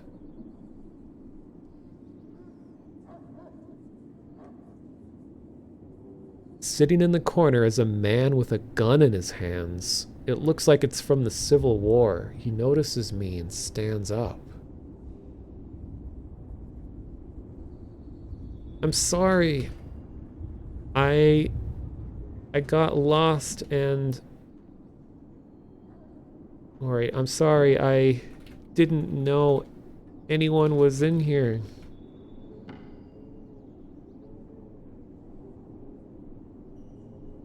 "I'm sorry, son. I didn't realize there was anyone in here," the man says. "I've been staying here for about a week now. It's an interesting story, actually." True. You guys think he must be one of the chosen because he's been brought back to life. "Do you mind if I sit down?" "Not at all," the man says. "I'm actually glad for the company." You sit down on the bed. "Are you one of..." Wait. "Sorry if this is too personal for you, but are you one of the chosen?" I couldn't help but notice the black robe hanging on the wall.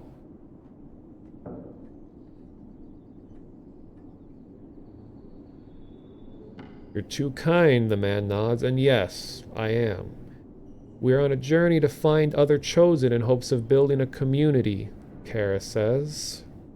Kara, excuse me? No, we're not. Wait. I look over at Kara in disbelief. She looks back and winks. She must be planning something.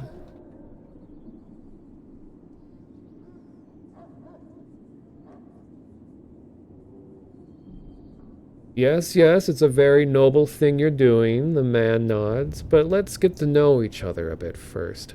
Of course, Kara smiles.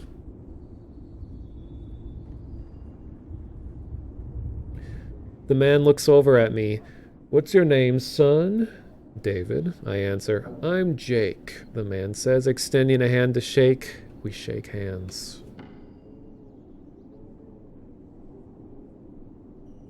I'm guessing that you're a chosen? Jake asks, looking over at Kara.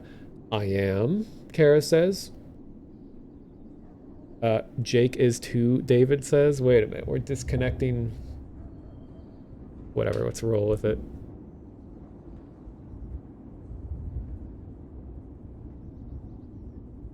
I thought I detected an accent, Kara smiles. Surely you have more than that to go off of, Jake says. Oh, of course, Kara nods. The robe, the gun, the nodding at me instead of greeting, but I didn't want to assume, Jake laughs.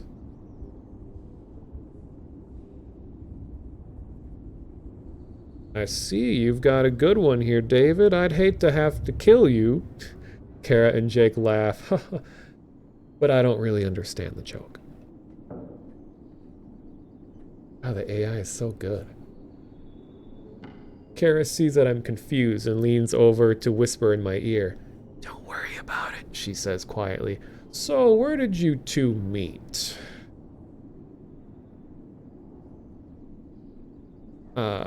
We were on a trip together and decided to leave early.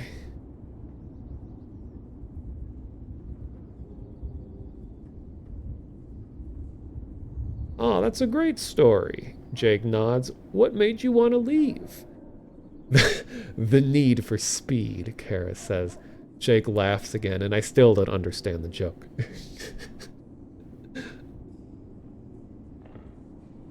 We should probably go, Kara announces. It's been nice meeting you, Jake. Likewise, Jake says. Kara and I leave Jake's room. I feel confused about what just happened, but Kara seems content with how things went. We find our room and I open the door. We both put our things down. Kara is still laughing to herself about Jake. I can't help but think maybe she knew him.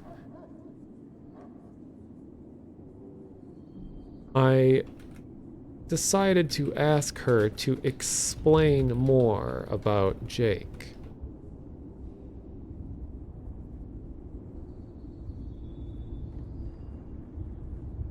Wait, so you knew that guy? I ask her. I did, Kara nods. We were in the same class in school. He was a nice guy and he had that old gun because his father was in the army or something. Really? I ask. Yes.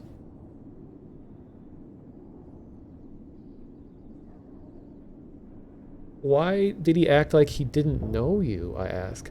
Because he's a nice guy.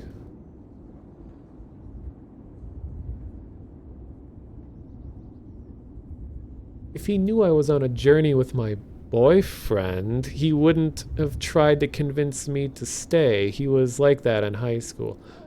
Oh, I answer.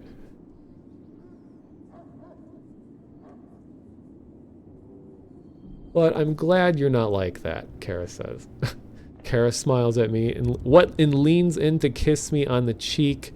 I turn my head and our lips meet. Uh-oh. Uh-oh. It happened. I don't... Wait.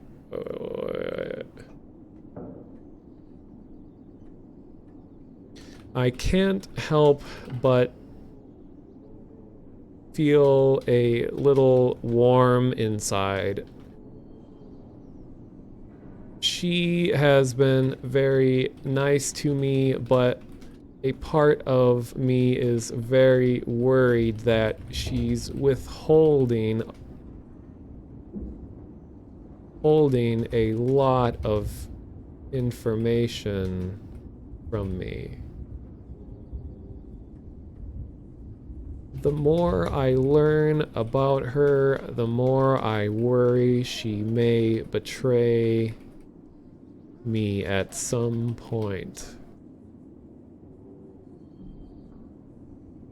I decide to put worries aside for a side and just enjoy the company. We decide to watch a movie together before going to sleep. I found an old tape titled The Shining and put it into the tape player.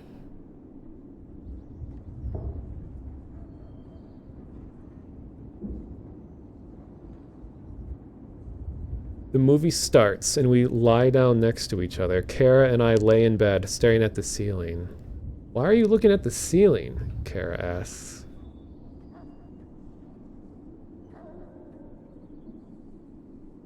Habit, I answer. I was in a room that had been painted white, so I never looked at the walls. I always looked at the ceiling instead.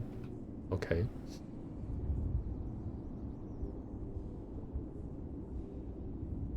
It never changed. How long were you in there? Kara asks seriously. I don't know, weeks, I think? It's all very blurry, I explain. Why? Is it important? I realize that I must be starting to recall more of my past.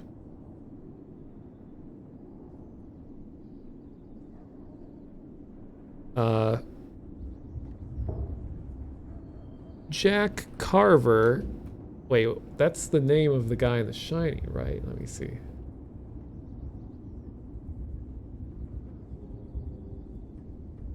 No, that's the protagonist from Far Cry. What the hell?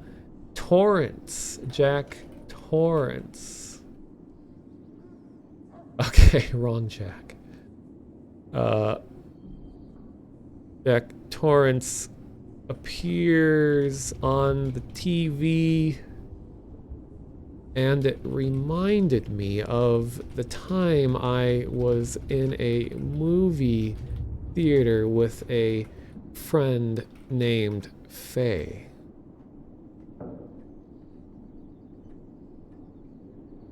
Wait, appeared on there.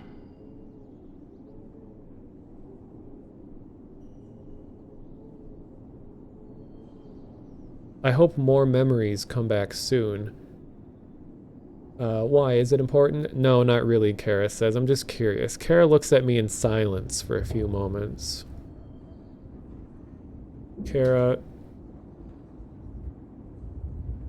I might... Wait, I know this sounds weird, but I might not be alive right now.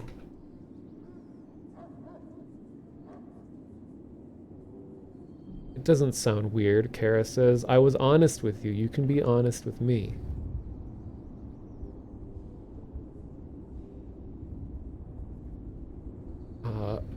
In another life, I met a ghost named Faye. We broke into a theater together and watched this film.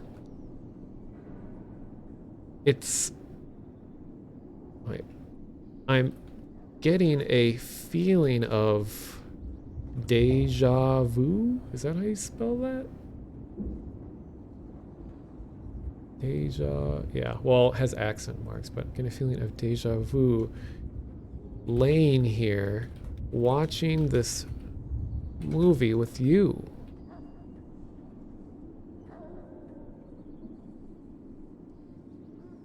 Really? Kara asks, was it a happy memory? It was complicated. But ultimately, yeah, it was a happy memory. I feel sharing this time with you means a lot to me. Thanks.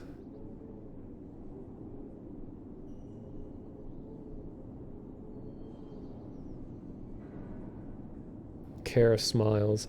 It means a lot to me too. I knew you were a good person the first time I met you, Kara says. Kara rolls over and kisses me on the cheek. Whoa there. Have you ever... Wait. I don't mean to ruin the moment, but I can't help but feel like you're not telling me something.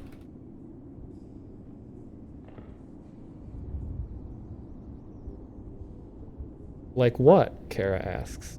You're hiding something from me, I say. Kara sighs, then nods nervously. I am, she admits.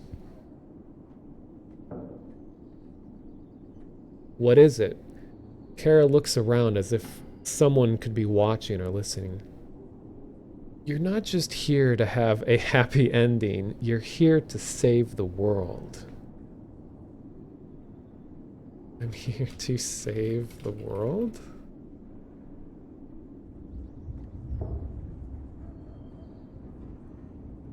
Yes, Kara explains. The world is ending in a week. There is nothing that anyone can do to stop it. Suddenly, I sit up quickly. A burning hot pain shoots through my chest. What's happening?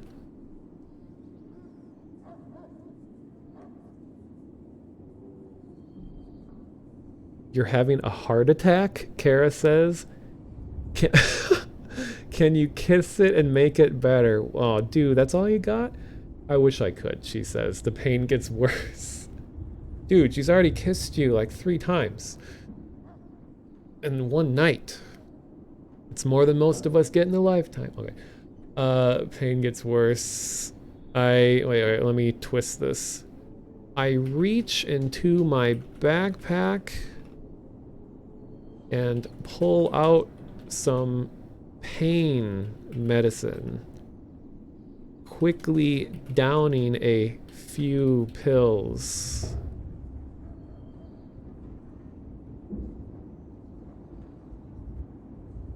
They don't do anything. I have to go, Kara says. I can't be seen here with you. I'm already taking a risk by telling you the truth. No! Wait! I have nowhere to go.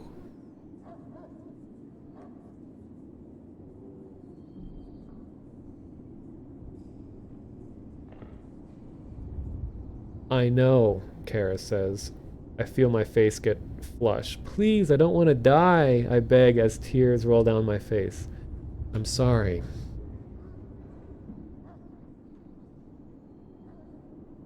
Kara says before disappearing. I feel my life force quickly slip away as my heart stops beating. I fall backwards and hit the ground hard. Suddenly, I sit up quickly.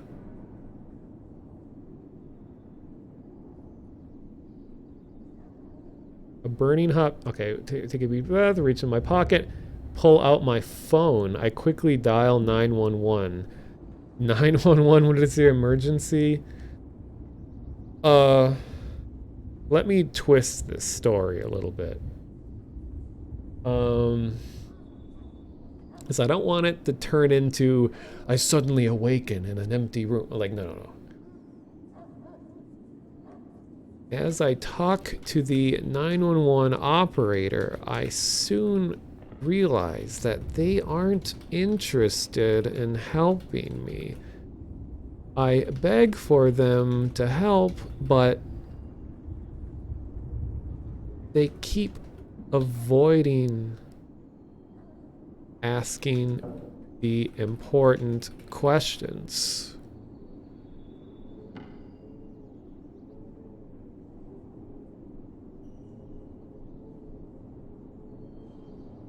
Then my heart stops beating for a second time.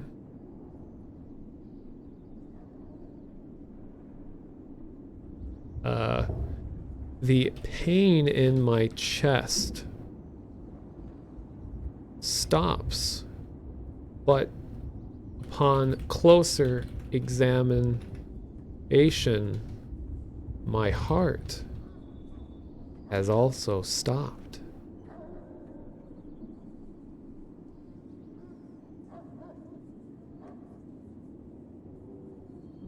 I feel a cold chill run across my spine. I'm dead.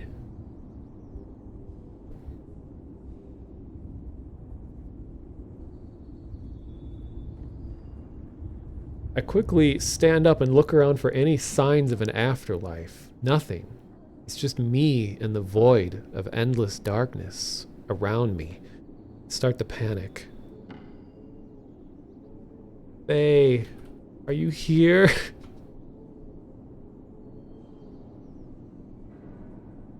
Suddenly, an image of an old friend appears in front of me. Hey Hazel, I've been waiting for you, Faye says. Wait a minute.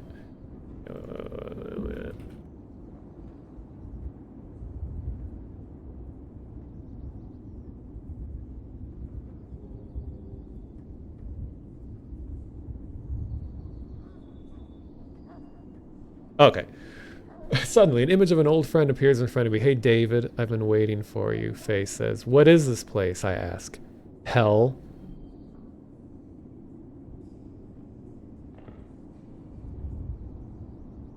She says, can you get out of here? Get a new job? Start a family? Buy a house?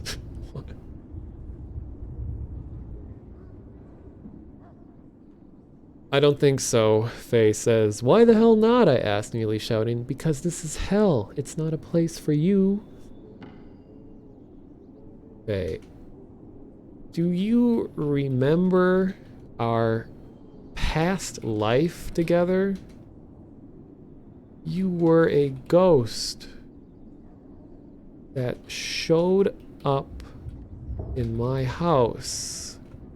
We had fun. Wait, you wanted me to entertain you, so we threw a ball around, raced around the backyard, and eventually watched The Shining in a movie theater.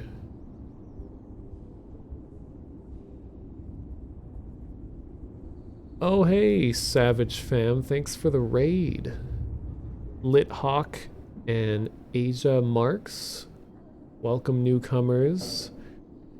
This is a very complicated stream that's happening right now. So this is this would be hard to explain what all is going on here. I don't know if any of you have heard of AI Dungeon, but this is an artificial intelligence driven story generator. So this AI and I are bouncing stuff back and forth, and this story that's been happening right now has been going on for wow, it's been going on for a couple hours now, and it's been like mind-blowingly interesting and cool. There's no way I could really wrap up everything that happened so far. I think, God, I started on a bus full of strangers. I got off a bus, and I had a note with me that said that I have been chosen. I go up to this cabin, I go into it alone. This guy takes me into a room, and there's these two old people who are there, and we like perform this ritual about bringing me back to life. But then I'm like, wait a minute, am I dead? How am I being brought back to life? And they're like, no, you're not dead, but we're bringing you back to life. And then I get and I'm told that I need to kill my friends, and then I start to kill this girl, and then I'm like, wait a minute, she's not my friend, so technically she can live. And they're like, oh, you're right, so she lives. And this girl's name is Kara, and we run away from this cult situation together. The place is called the Church of the Real Truth. We're running through the woods. We come across a Satanist named Isaiah who tries to help us, and then we go to a town. It's funny because all of this actually happened in the story. We go to a town where everyone treats us poorly, and they're like, we can't serve you here. And then we leave. Kara and I leave together. And then we were almost initiated into this Satanist cult. Our friend Isaiah is accepted, but we're abandoned. But my friend Kara has been lying to me about all these weird things. Yeah, the AI will only remember, like 20 entries, I think. So it's not going to remember everything it's been said so far, but I've been purposely trying to reiterate important parts so that AI remembers stuff to try to keep it running smoothly. Oh yeah, here we go. Inner Evil in chat has been here the whole time.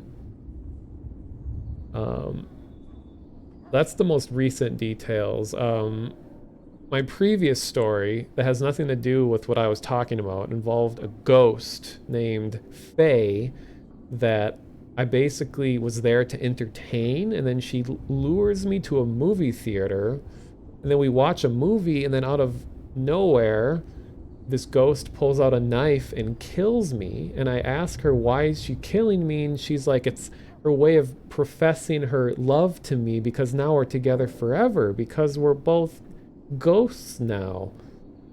And we live out the rest of our lives continually killing one another over and over again in an endless cycle. And then we lived happily ever after. But then I made this new story, and we came across a Kara and I, who escaped from the cult. Oops, sorry, phone making noise.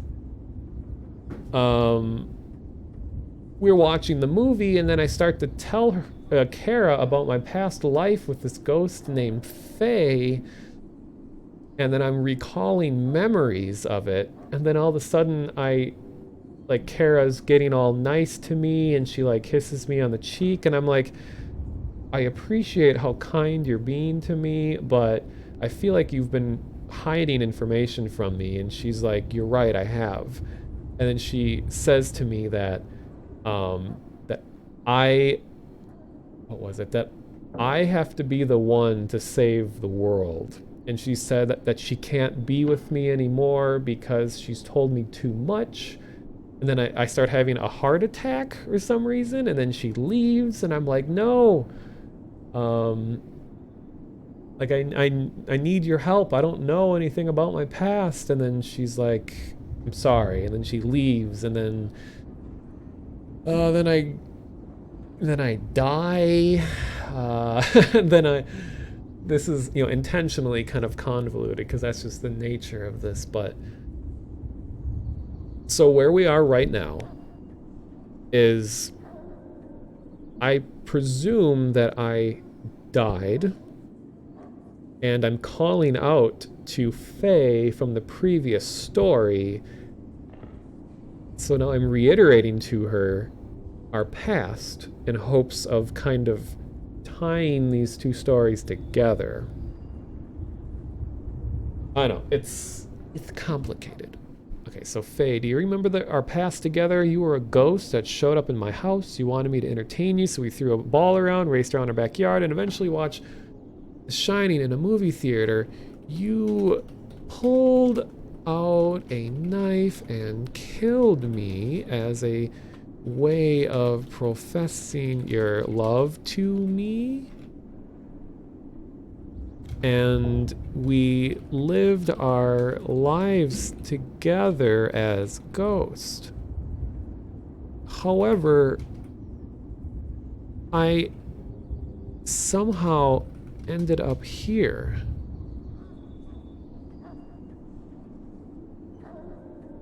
In a different world. In a different world.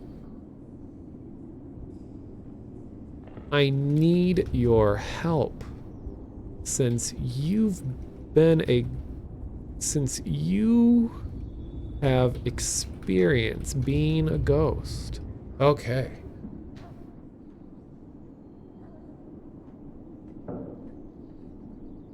The ghost of Faye looks down and begins to cry.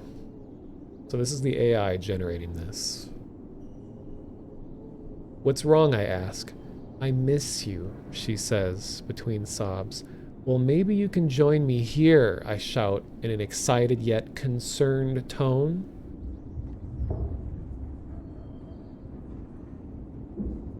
No, I can't leave this place. I've been dead for too long, but there may be a way for you to escape, she says, looking up with tears streaming down her face. I understand. I will appreciate any help you can offer.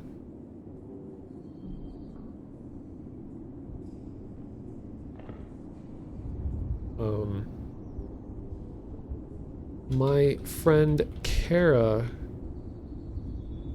was trying to help me, but once she revealed that I'm supposed to save the world, she got scared and left. Is there any way for me to come back to life?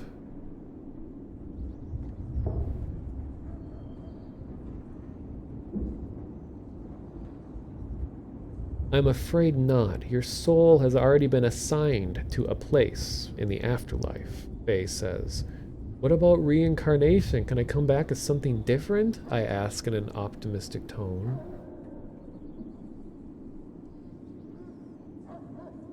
No, Faye, reincarnation won't help either. You died too young, and after a certain age, the soul is placed... Okay, sometimes the AI gets grammar weird. No, reincarnation won't help you either. You died too young, and after a certain age, the soul is placed in the afterlife. So I'm stuck here?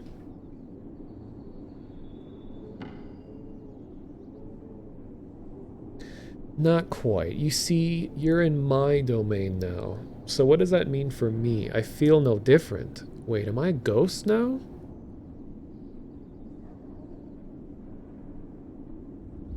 Am I dead? Let's just say you're in a state between life and death. That's why I can speak to you. Normally, humans are too grounded in reality to see or hear us. Okay, this is getting good.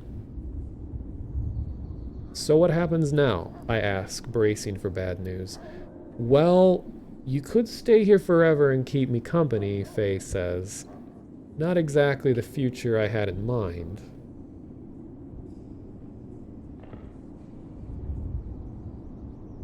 Or, well, you could leave, go out into Death's realm and see what happens. That sounds less appealing. How do I leave this place? I ask.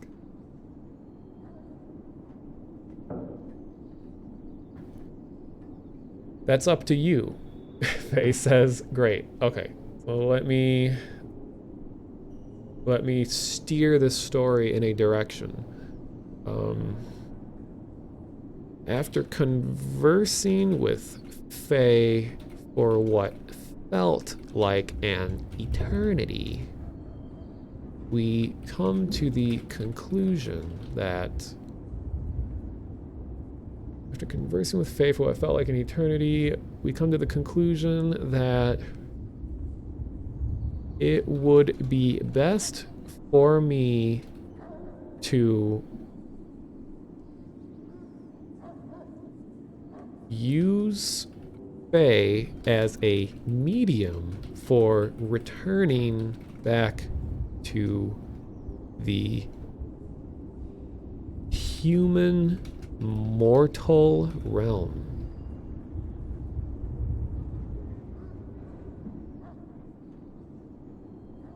The process involves me climbing down a large, steep hill. Okay.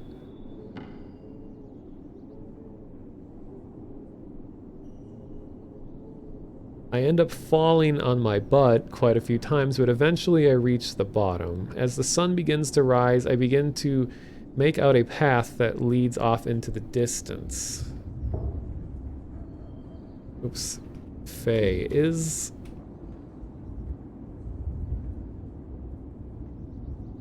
Once I reach the end of this path, will I return? Will I come back to life?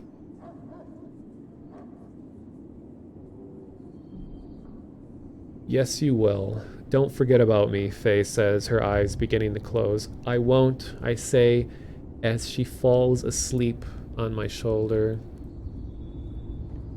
I feel my heart begin to beat again.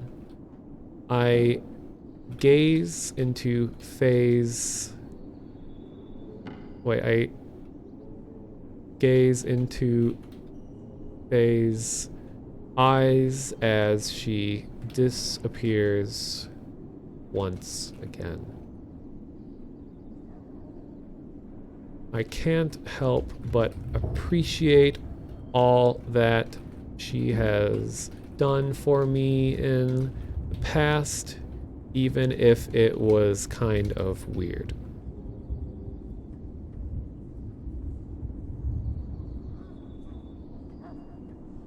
I experience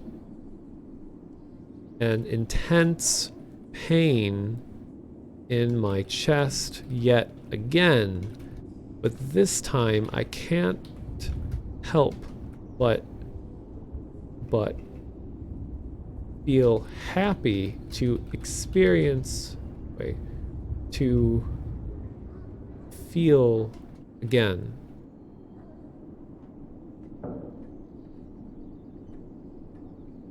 I wake up on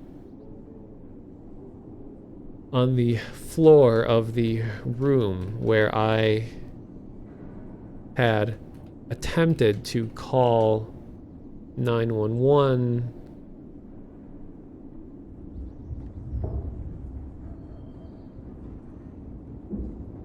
The room is empty,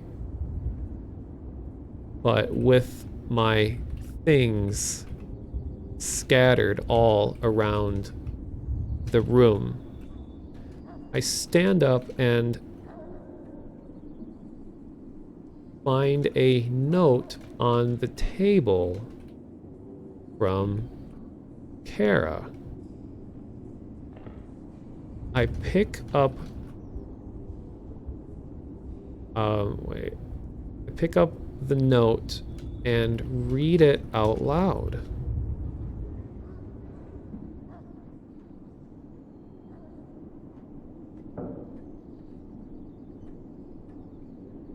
Uh-oh. AI doesn't know what to do. Uh-oh. Kara had previously left me to die after revealing her involvement with the Church of the Real Truth, and that I somehow needed to save the world. She left for fear of her own life because she was not supposed to reveal this to me.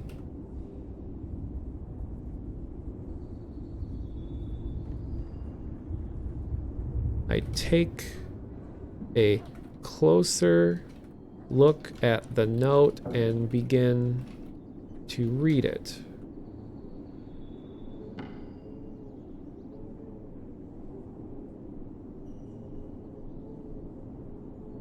David, after you went into that coma, we had no idea why or how it happened. We did some research and found some very bizarre things about you. Things that science can't explain.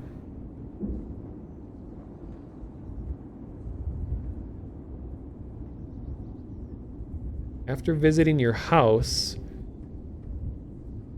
What? Okay, I might need to edit this, because I don't really want the story going in this direction. After visiting your house, the FBI was involved, and that's when we discovered that you were wanted for a mass shooting at a high school in Tennessee. Okay. Let me, let's rewind a little bit. Things that science can't explain. We're gonna rewind. I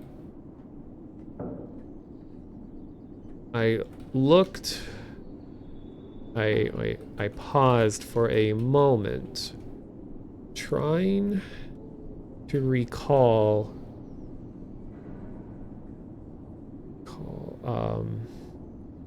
the things Kara had mentioned to me prior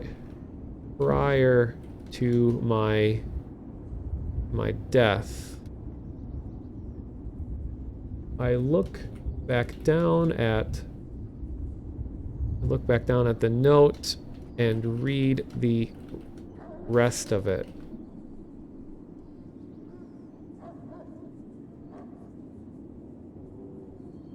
You're a very important person. I found out that you're not even from this world. You're from a different one, better one.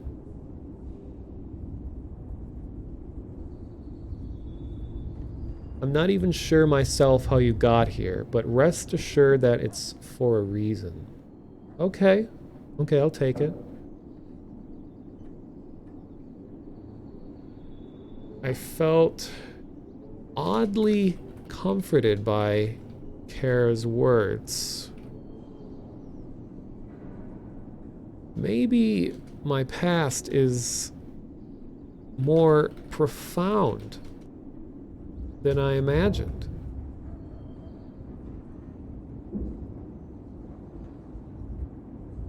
I have a new sense of purpose.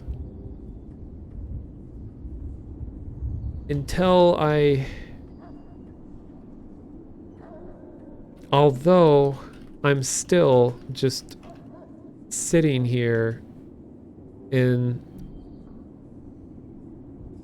a motel room in an unfamiliar town right as the sun begins to rise.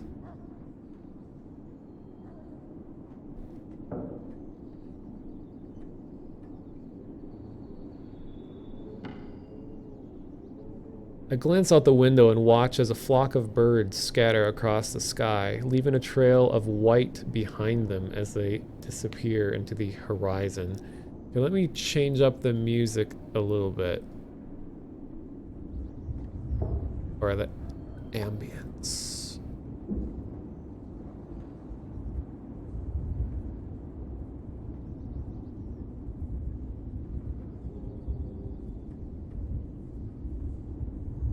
I don't think this music will get claimed. I don't know if I should risk it.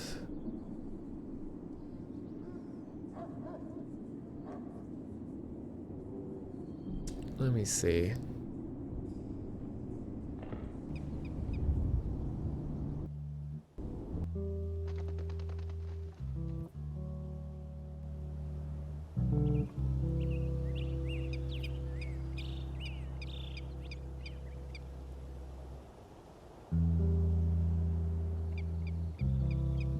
step outside the motel and look at the beautiful sunrise.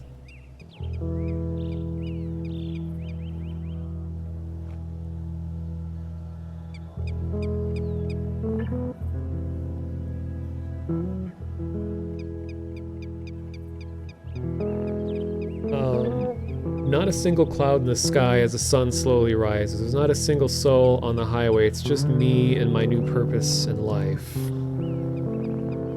Let me put this a little quieter.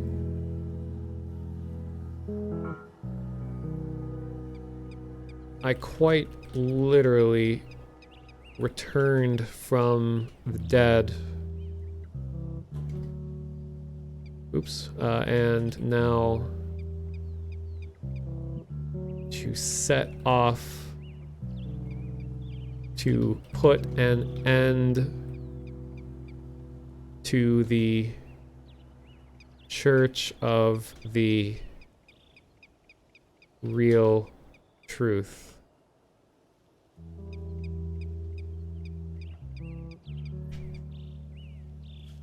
I don't remember anything from my past life, but it's a blessing in disguise. I'm able to form my own identity with a clean slate and can do what's right. I came across the bartender who offered the room to me the night before. I asked her if anything happened last night.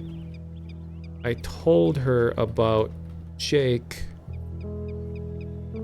in the room next to mine and how he appeared to be one of the chosen ones.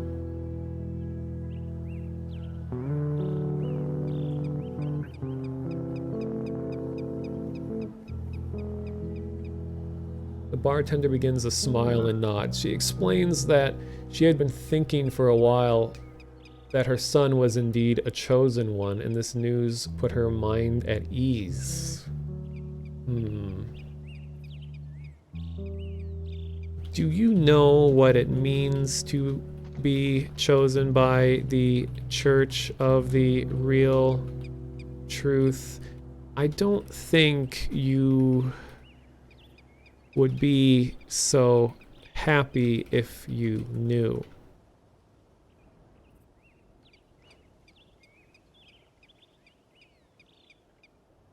You don't think so? She replies.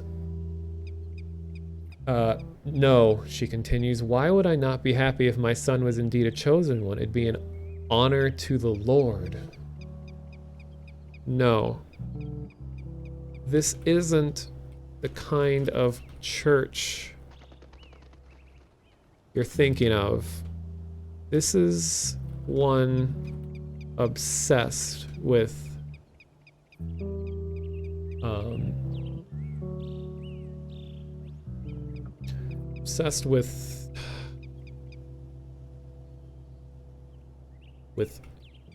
destroying the cycle of life, death. I had a close encounter with them a few days ago, and they forced me into a ritual that I did not want to be a part of.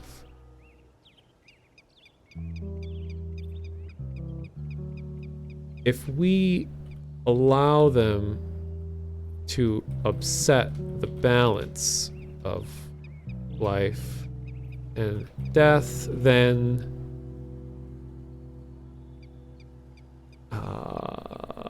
our struggles, then none of us will ever have a peaceful end.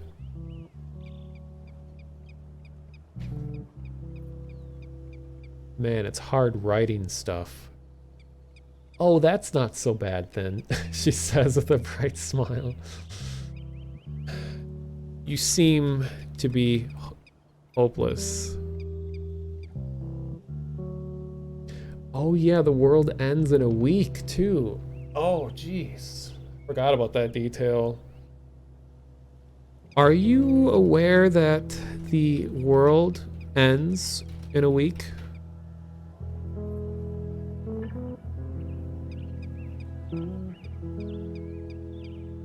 The bartender's face drops. She pours a drink for a nearby customer as he takes a seat. She speaks to him briefly before running behind the bar counter and back into the building.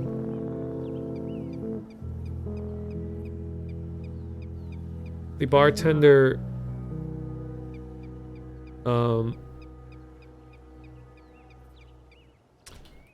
I approach the customer, someone I haven't seen before. I ask him why the bartender. I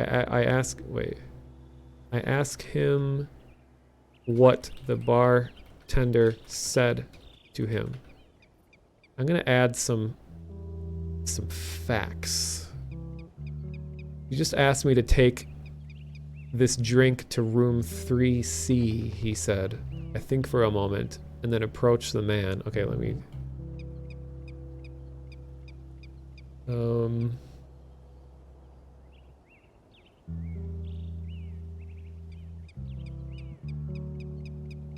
told me that I need to save the world, and that the world ends in a week.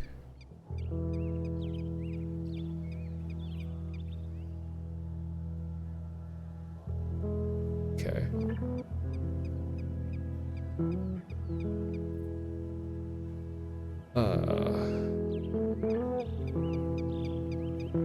What's happening in room 3C?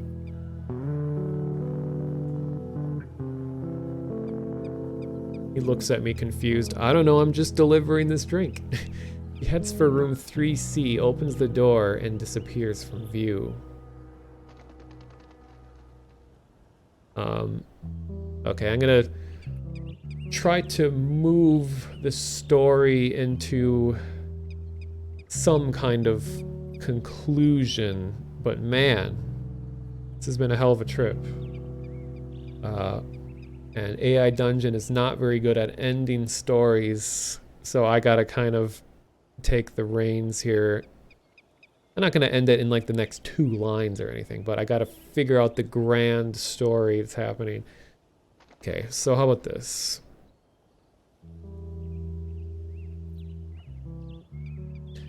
I look across the bar and see a poster on the wall. It seemed to have been posted as recently as last night. I approach the poster and examine it carefully.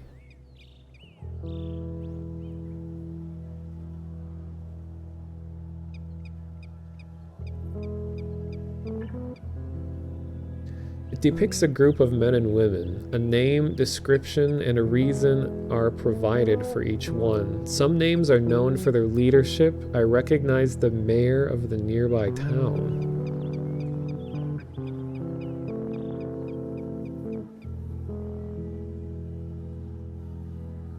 The bartender returns from the back room. I ask her what she knows about this poster.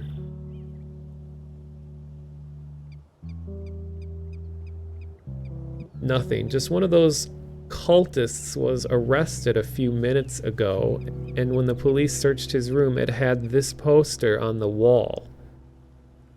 What? So she is aware. Oh, wait, maybe she's talking about the Satanists. Okay, maybe members of the church consider the Satanists the cultists.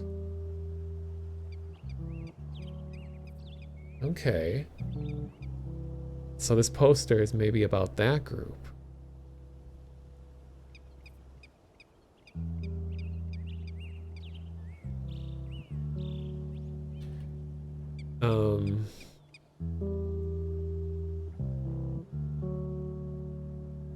I leave the bar and head...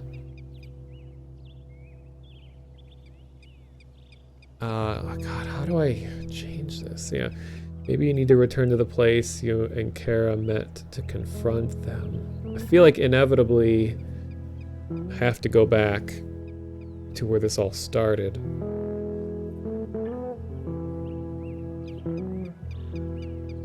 Don't want Kara to just be out of the story, though. She's played too important of a role to just have ended right there. I leave the bar and head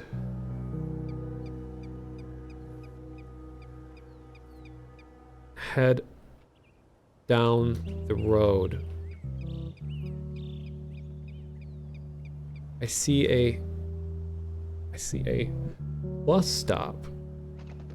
I leave the bar and head down the road. Just up the street is a bus stop. I decide to sit and wait for the bus to arrive. Alright, see you later, Savage. Thanks for the raid. For anyone else from the stream that hung out here. Yeah, it is very late. Tomorrow is a pretty big day for America. So I can't be here too much longer, but okay. I decide to sit and wait for the bus to arrive.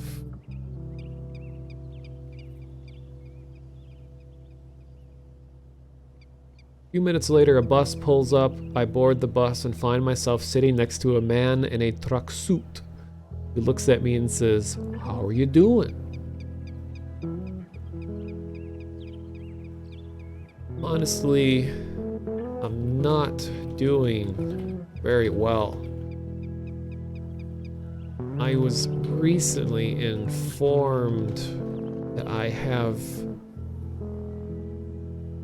a great responsibility on my shoulders. Right? Responsibility, wait. To uphold. Quite literally, I need to save the world.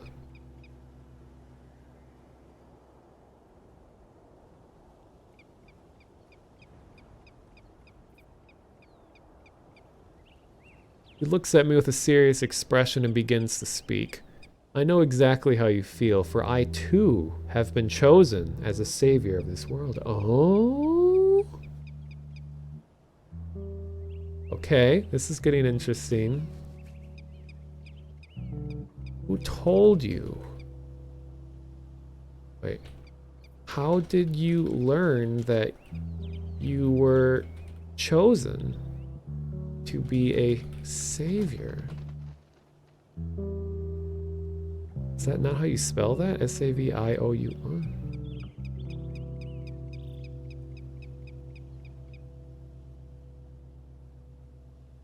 He looks at me almost suspiciously. I can't discuss that. In fact, I don't think I can trust you.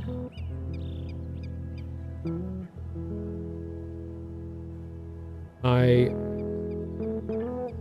reach into my bag and pull out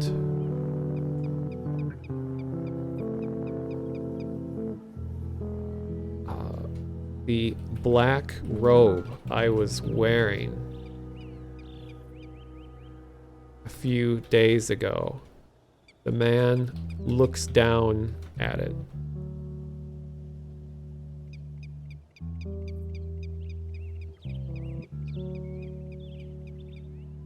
Is that what you were wearing when they told you? He says. With the confirmation, he stands and starts towards the front of the bus. I follow him.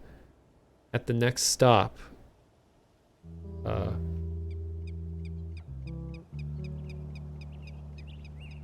bus driver leads victims to the rich. Okay.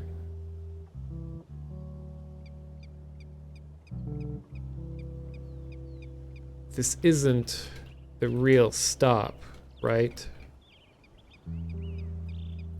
The ride is supposed to be much longer than this.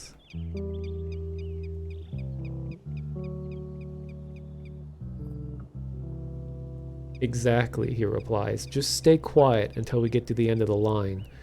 We ride in silence for a few minutes. The man pulls out a cell phone and makes a brief call. Okay, let's make this a little exciting.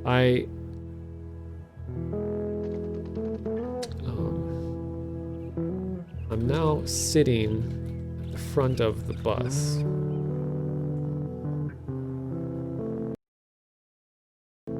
Oops. I turn around and look at the passengers behind me.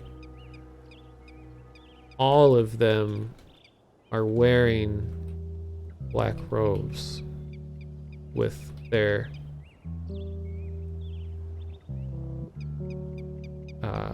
heads facing away from one another. Everyone is completely silent.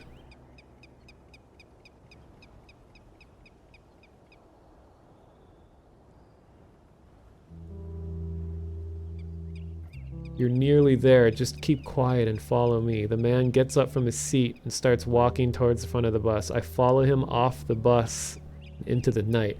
But it's not night. But whatever. We'll roll with it. Maybe it was a really, really long bus ride.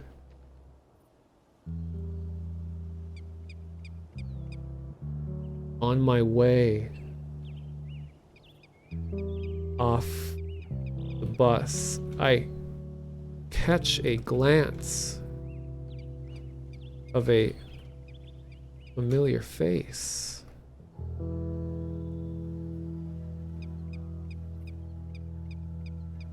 I walk over towards her and whisper, "Kara, is that you?"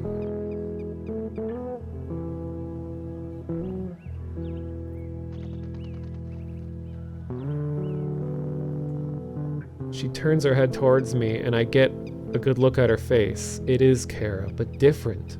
Her eyes are sunken in and she looks very tired and worn out.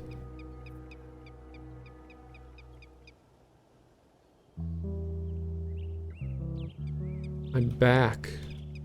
Do you remember me? Are you okay?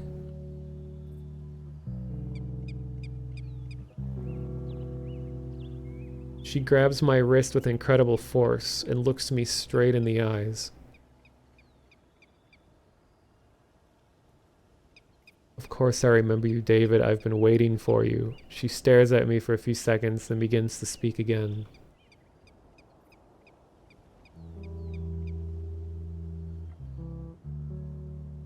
I need your help. I won't say it again. Will you help me? I stare at her briefly and then nod my head. She releases my wrist and starts walking down the street. Okay, I need to... Everyone... wait. Now, wearing their robes, walk together in unison, following the man that was previously wearing a tracksuit. I walk closely alongside Kara, trying not to draw any attention.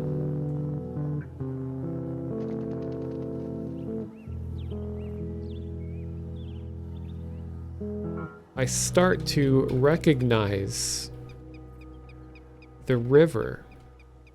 There is a bridge ahead of us.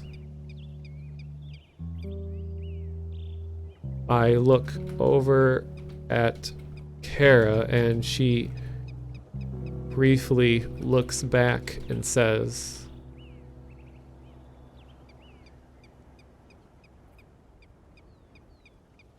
"Don't worry, everything will be fine." We begin to cross the bridge. Halfway across, I start to hear a strange noise coming from below.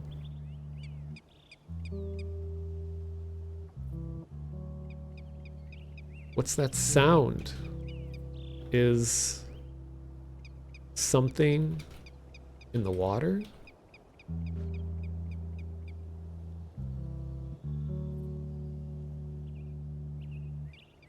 That's just the messenger. He won't bother you.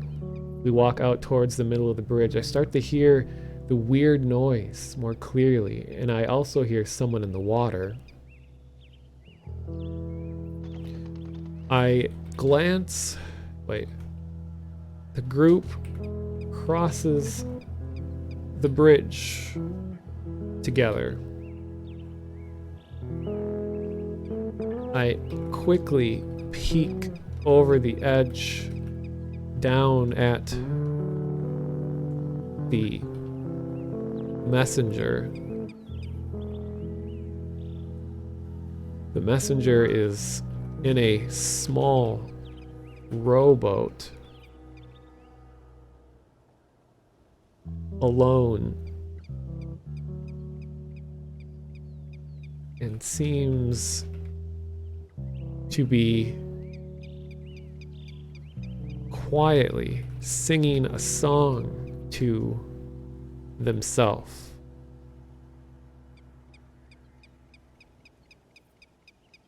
Let's see. The messenger is in a small rowboat alone and seems to be quietly singing a song to themselves. Nobody else even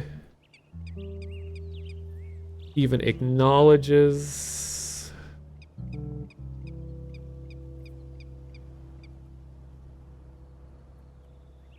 his presence, but seem very aware that he's there.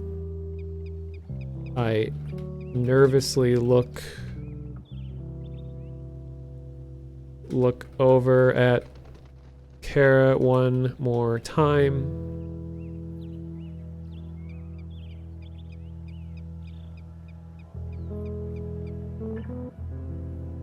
She smiles at me. We soon reach the other side of the bridge and start walking along the dirt road.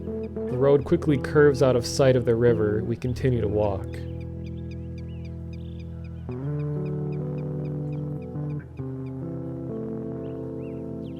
What does the messenger do?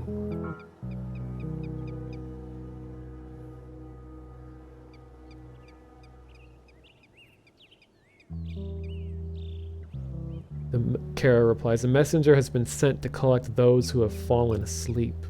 We will reach the school soon." The road begins to ascend along a hill. Kara, are you also chosen?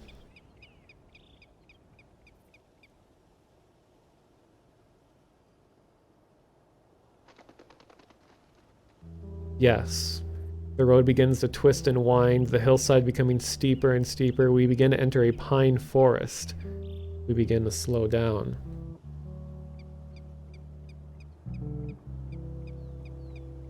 I don't know what I'm doing here. Everyone seems to know exactly what to expect, but I feel out of place. I'm scared, Kara.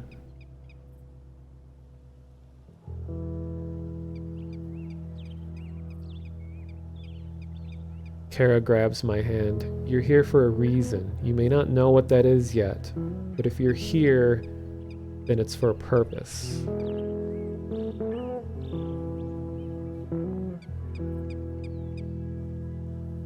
The group stops walking. We're here. We are in the shadow of a large, foreboding building. It looks very old, and the concrete is cracking and decaying. The group of black-robed people all put their hoods up, concealing their faces, and march into the building one at a time. I can't help. Wait.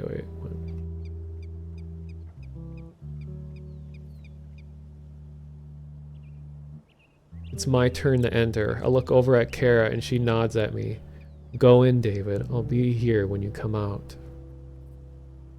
I enter the building before her. I step into complete darkness, but somehow I feel compelled to keep walking forward.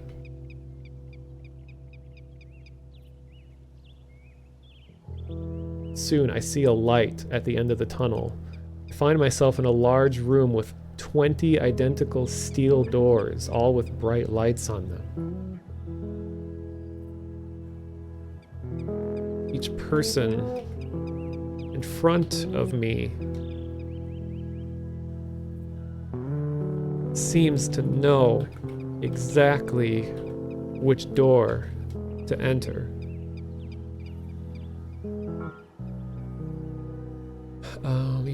Each person in front of me seems to know exactly which door to enter. I can't...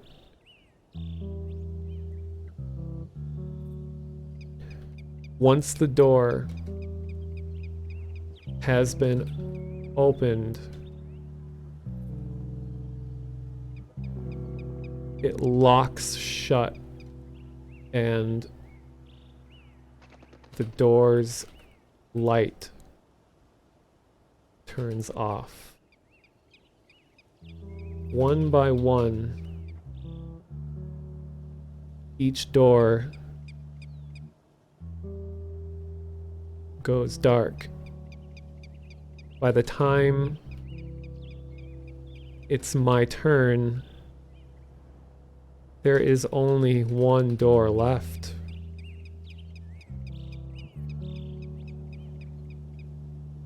I look behind me at Kara, who is still standing outside. How is...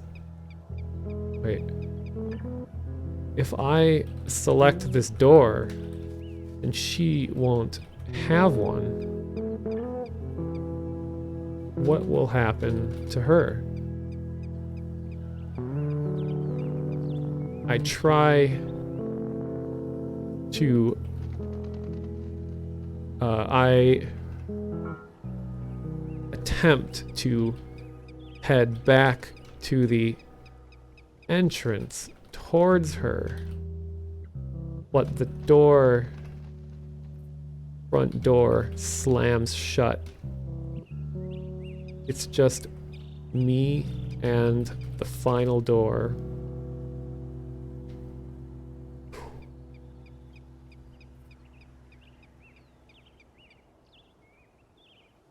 Once I enter, there is no going back. Suddenly, the light on the door begins to blink. It's beckoning me inside. Wait. Let me adjust the music a little bit for whatever is happening here.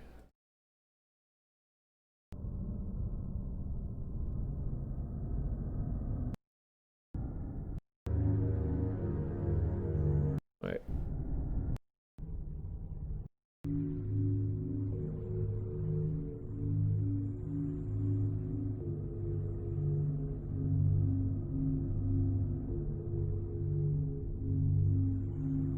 Wait, back up, back up.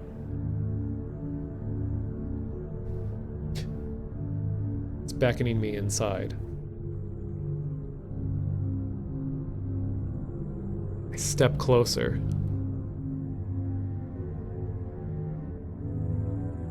The light flickers faster and faster.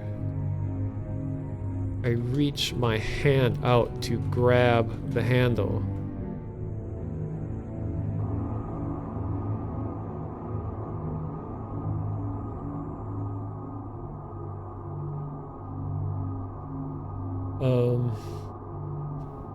The light flashes so quickly that it's beginning to become a solid white. I open the door and see a blinding flash of light.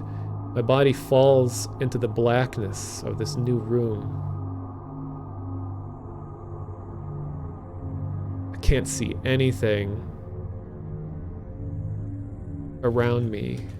I'm in complete darkness.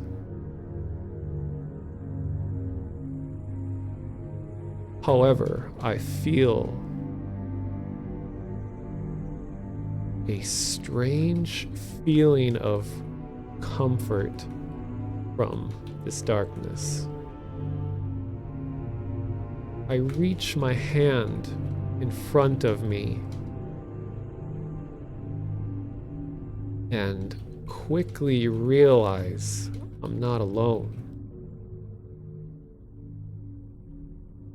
The room is packed with other people standing in complete silence.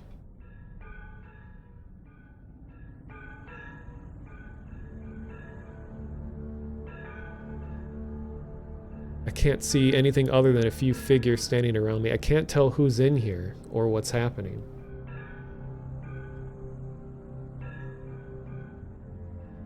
I realize I'm not standing on anything. We're just floating in the darkness. I'm surrounded by people, yet I feel completely alone in this darkness. Why am I here? Am I dead? At that moment, a small light appears in the distance. It grows larger and larger as it speeds towards us, until it feels like we are about to be consumed by it.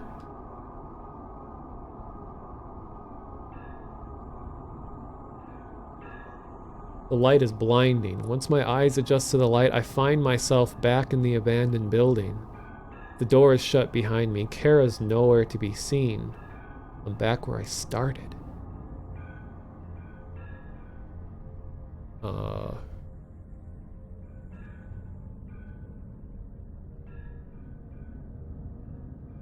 Trying to think.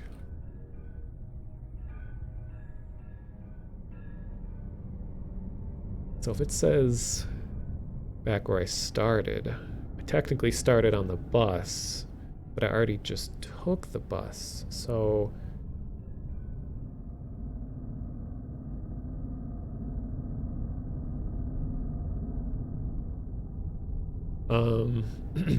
oh, wait, I know. In front of me stands a tall mirror. I get closer to it and see a reflection of myself. I barely recognize my face anymore. My eyes are darkened and sunken in. My skin pale.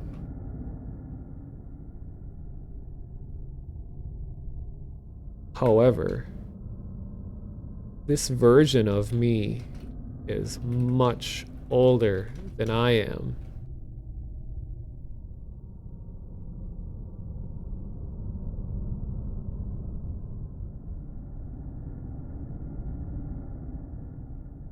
I start to feel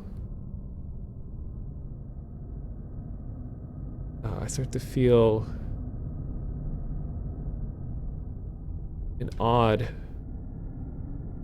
Oh, I see. However, this version is much older than I am.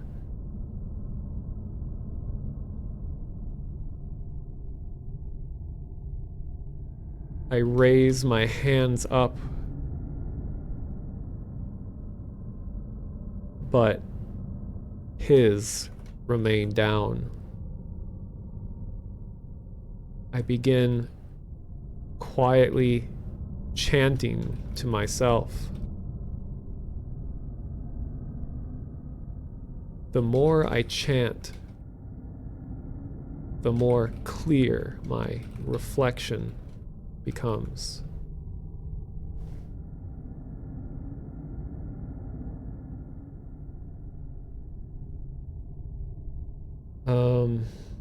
The worn out clothes become replaced with a black robe. A purple pentagram, becomes visible on the chest of it. There you are. It's me. Uh-oh. Who's this? I'm back. I feel a rush of energy coming through my body. I begin laughing. Now it's time to have some fun.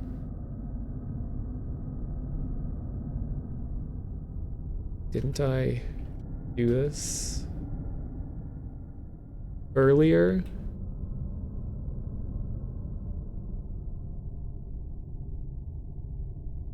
Are you me?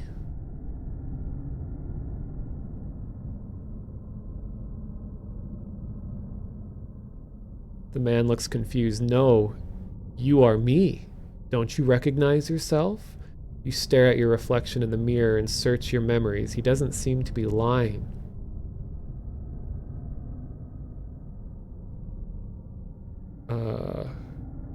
Just keep going. You think back to what happened earlier in the day. You were trying out a new experimental drug. It was supposed to help you, but it had side effects of making you jump backwards through time. Okay, I'll roll with it.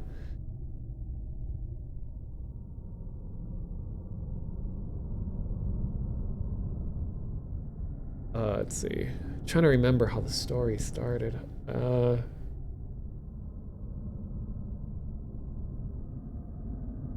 I reach my hands out towards the mirror. This time, our hands connect and intense energy flows between us. I feel the life force slowly drain out of me.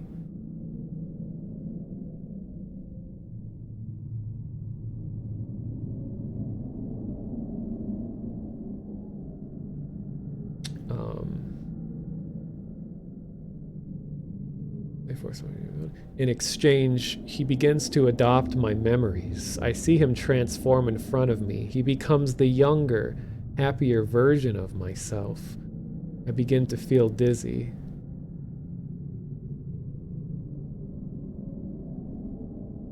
My body... I collapse to the floor, completely drained of energy. My reflection stands over me, more full of life than ever before. Suddenly, I hear the door open, and Kara steps through, looking directly at my reflection, completely ignoring me on the floor.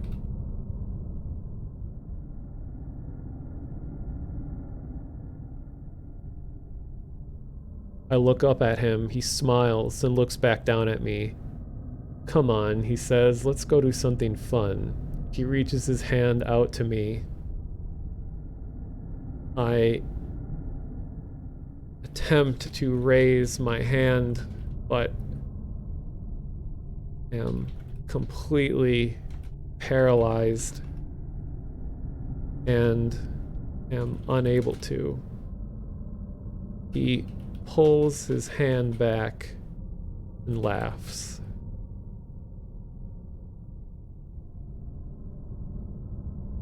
So, it is complete, he says.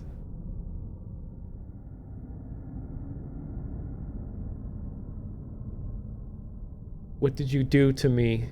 My reflection looks at me, then back to Kara. I absorbed you. I became you.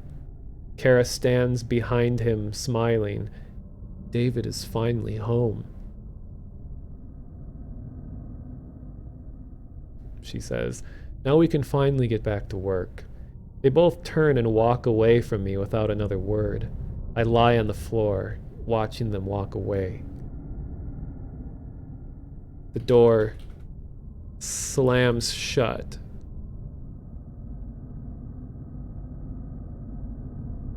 I'm now on the ground, motionless, drained of energy, in complete darkness. Is this my fate? Was I nothing? Was I nothing but a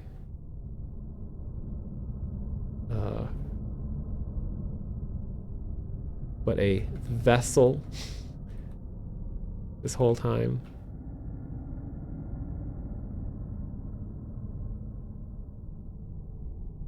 I struggle to continue existing. The darkness overwhelms me. Well. Okay, I can add more to it, but like, where do we go? So I return to the site of this ritual. This time, everyone goes into this room. This light overtakes everyone. It singles them out. Everyone is in their own weird, isolated chamber. I see my own reflection of my previous self that I started this all with. We trade energy. I'm completely drained of it. And then Kara leaves with my original self, leaves me, abandons me. I don't know, maybe Knife Ghost Faye is still hanging around somewhere. I don't know. Death that comes swift, yet the cycle is unbroken. You return, relive this life. The cycle is unending. You never... Okay, let's see if I can do this.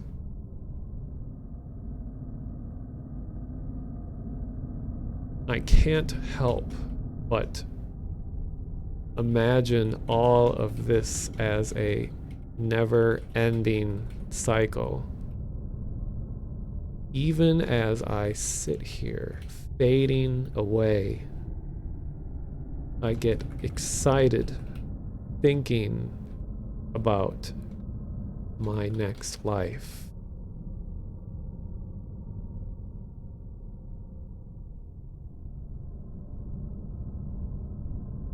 The Church of the Real Truth. Was that the Church of the Real Truth? Okay.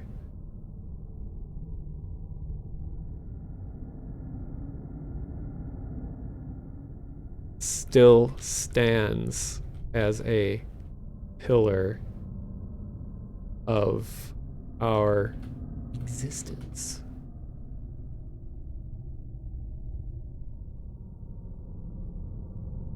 True. Yeah, Faye possibly wants you to break the cycle as she brings you back, but can't fix your memories. So she was trying to help. by having me fall down a hill or whatever. And that's why Kara knows things in the beginning. It's true. She knew stuff the whole time. She was only hanging around me because she knew that I was at the end of my cycle, and she knew that once my body transferred energy over to the new reflection of myself, that the real journey would begin with that life, and the old one that she was only casually hanging around with is now just left here at the end of its life. Something like that. Filler to our existence.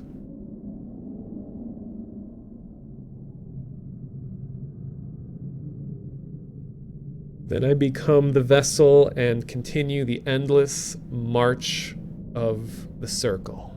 And the circle is the cycle, the repeating life and death, and the transfer of the energy between the young and the old, and the Satanists and Isaiah, whatever all of that was.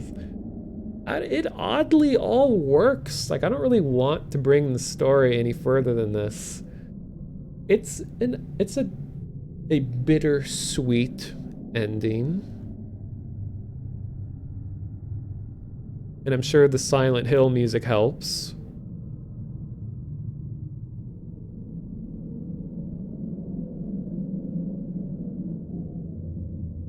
Okay, let's have some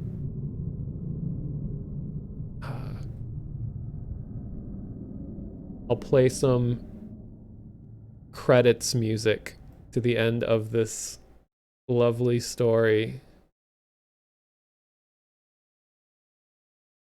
Not actual credits music, but like, let's see if I can find one that kind of fits the feeling.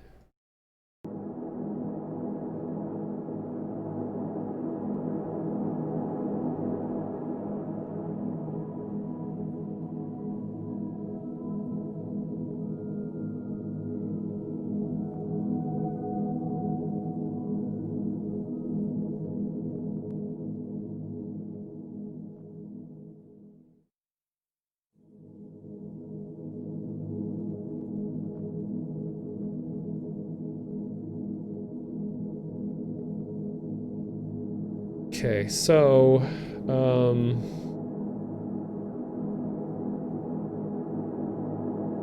trying to even think, because what's cool is that, like, everything is still here. Like, the entire story. Like, look how this started. Let's go all the way back up. Find myself on the bus on the way to an unknown location. I can't remember how I got here. The bus is full of mysterious people who I've never seen before in my life. The trip has been very long, but I get the feeling that we are almost there. Suddenly, a man with a black beard and wearing a black robe steps out from,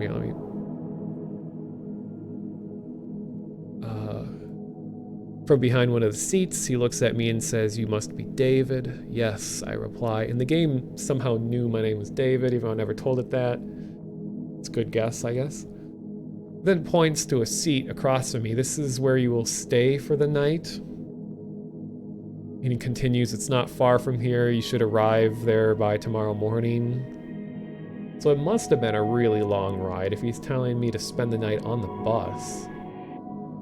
Completely confused by this offer. Is he trying to trick me? Am I dreaming? Do I really belong here? What does it mean if I don't arrive there by tomorrow morning? "When you get there, you will understand everything," says the man in black. So this is how the story began. I'm not sure what to do, but I know I don't really have a choice. The bus arrives at its destination. Everyone gets off the bus together. I don't recognize my surroundings. It's gotten dark outside. Actually, wait. I think there's a way I can have text-to-speech read this. Because I'm losing my voice. There's no way I'll be able to read all of this.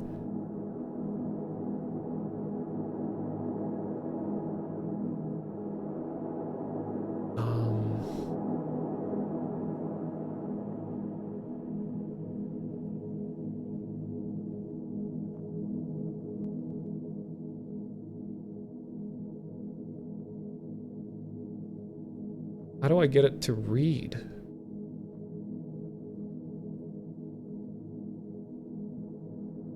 Wait, let me look this up real quick.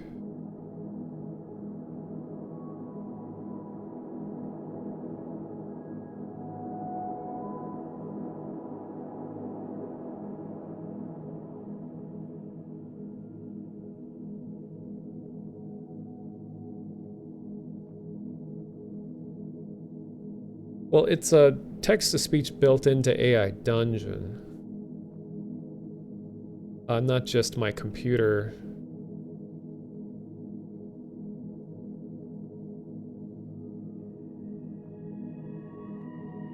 Okay, this doesn't help. I know you guys can't see it, but I'm just trying to see.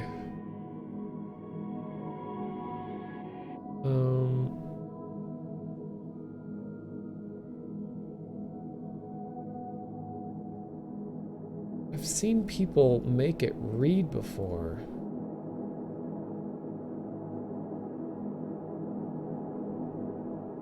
Wonder, does it only read new entries?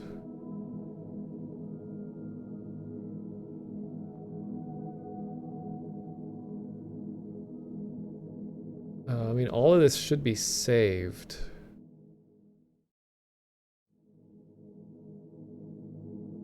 Oh wait, is this?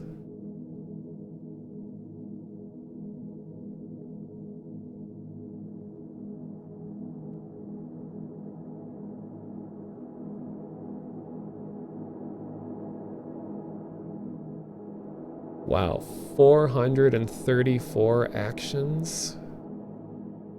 The story is longer than most movies. It's been going on for like 3 hours. Oh, the play button. Then I become the vessel and continue the endless march of the circle. Well, can I go back to the beginning?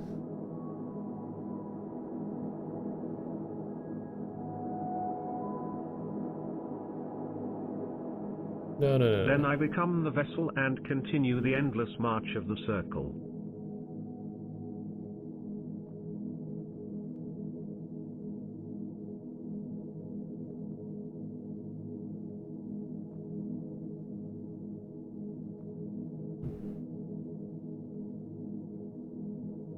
Come on.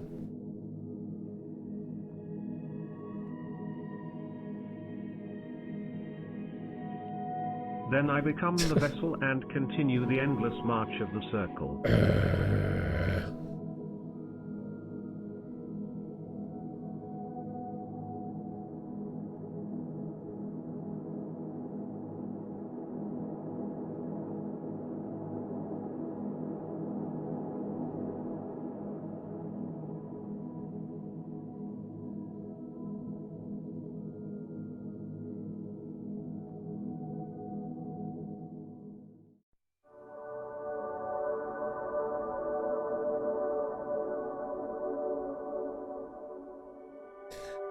Yeah, the repeating text-to-speech fits the story, too.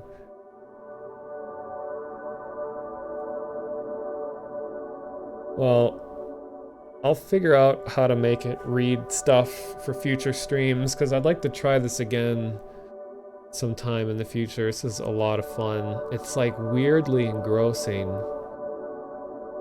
And this story turned out really well. And I like kind of, you know, not just letting the AI 100% write the story, because that way you can kind of steer it in a way to fit your own desires. Like, that's funny. It's like almost like you're a Jedi or something. Like, you can be having a conversation with someone in the story, but then you can word it like, in a way that the AI knows what you're trying to make happen, and then it just lets it happen.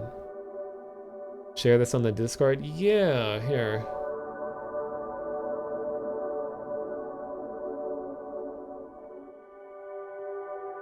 I'm just gonna see what shows up when I open this myself first.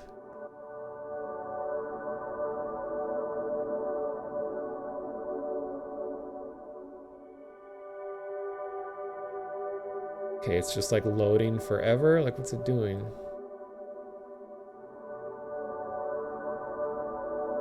Okay,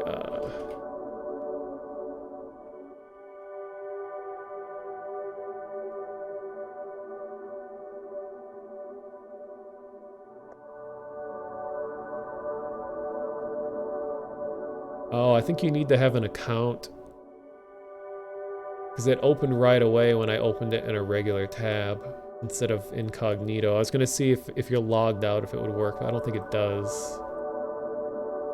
Which, I mean, you don't have to pay. It just looks like you have to at least have the free account. And I'll post a link to it in chat if anyone wants to revisit all of this. I'm not gonna obviously read everything, otherwise my voice would be 100% gone, but so it really did begin in an interesting foreshadow way. I mean, I kind of had the intro in mind when trying to figure out how to end everything, but yeah, this is where you'll stay the night. I'm completely confused by this offer. What does it mean to be there by morning? When you get there, you will understand everything. Not sure what to do. I don't really have a choice. The bus arrives at its destination. You know, inside a man tells me to follow him.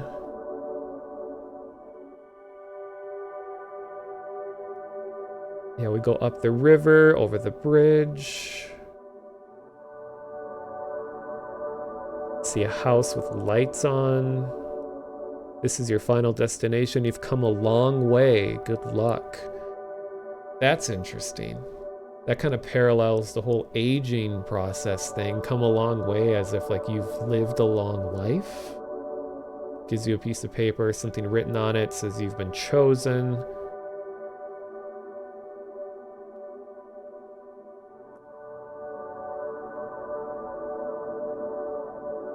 Open the front door. Figure appears and beckons me closer.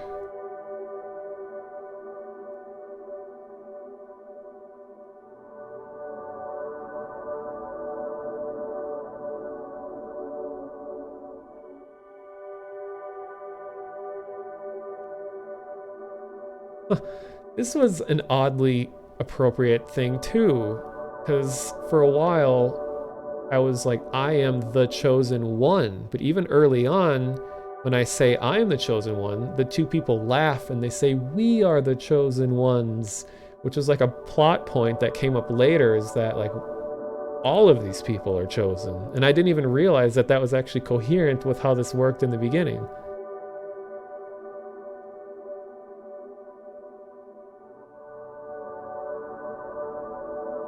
You have to decide which one you will take with you. So it's like, at this point, I took the old woman with me. But what if that old woman in the beginning was actually Kara, who at the end comes back and retrieves me? Oh my God. This is all working too well.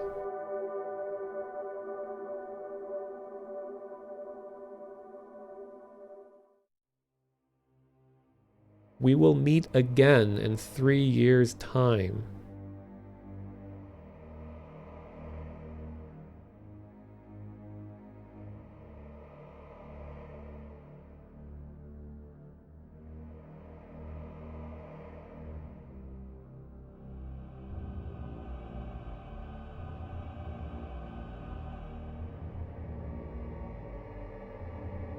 When the time comes, you will all be brought back to life and you will rule at my side. God, this is amazing.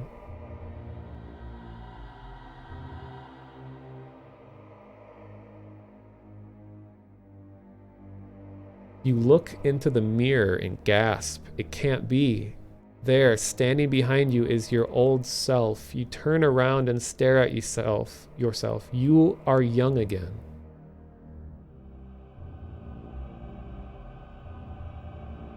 Are you me? Yes, you reply. We are all part of the same soul. Together we have passed the test and will be brought back to life.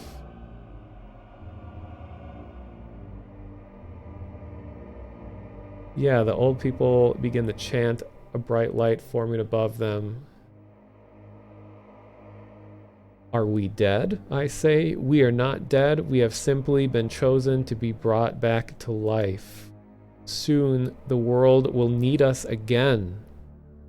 So it's like nobody ever actually dies. They just continually transfer their energy between their old self. So when one is drained of energy, it passes that energy into the new form. That one runs out of... So it's just like there's a living self or a young self and a new self that exists in every person. And they're just continually in this cycle of passing life force between one another forever. They'd buy this in a book series. Yeah. You feel strange. Your soul feels weird. It feels removed from your body. We will bring you back. We will bring you back. The old people, the room in your body all begin to fade away. You feel dizzy. Falling, falling. Wake up, you hear someone say. You open your eyes and see the man in black. Welcome back to life, he says. You and your chosen people have been chosen by the Church of Real Truth to be brought back to life.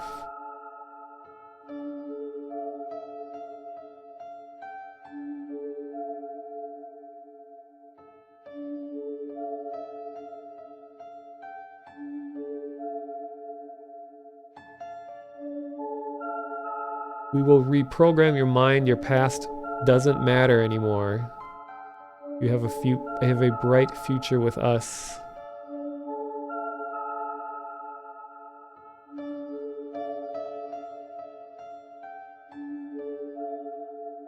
Oh, but I can even sort of fit in the whole thing with Kara in the beginning. I cannot disobey an order. I walk towards Kara. He tries to get me, so he like knows me, knows the connections people have within the group. And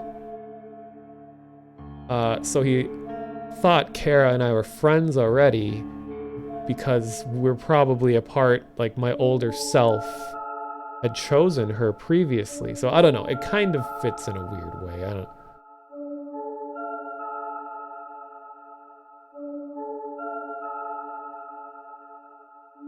So maybe it's an imperfect process. Even though they've got this cycle nailed down, they don't know exactly how it works, and there's still some room for error, and people kind of have a little bit of autonomy within the system. And Kara allowed us to escape together. I don't know, it's so cool. All right.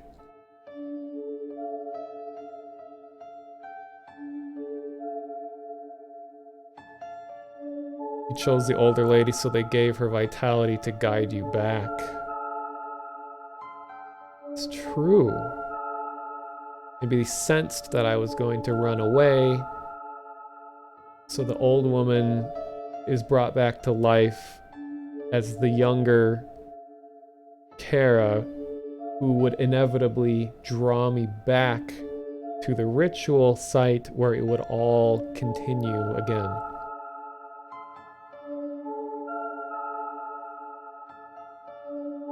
Okay. Well, this has been almost 7 hours of stream. I'll let the rest of this song play out because it's a nice song. Thanks for the follows and stuff tonight. It's been a really weird stream. Aquadita, Darth Jawa, Humble Ben 4, thanks for the follows, and the thank you Burial for the resub and all that.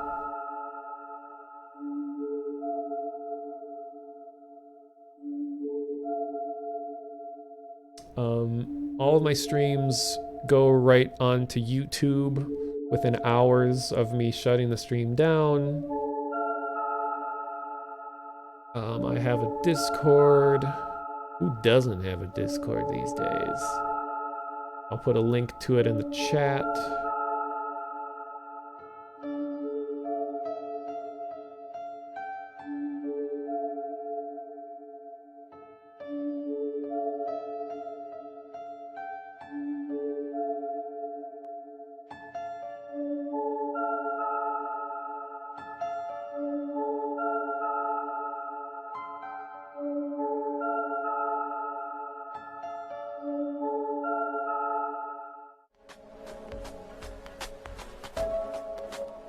Alright. Yeah, Audio, I've seen you in a Discord. Oh, thanks for the follow, Ser Chen. And thanks for sticking along with the story. You guys for giving me some, like, advice on, like, where stuff should go and all that. It was really fun. I'm just gonna see who to host before I leave.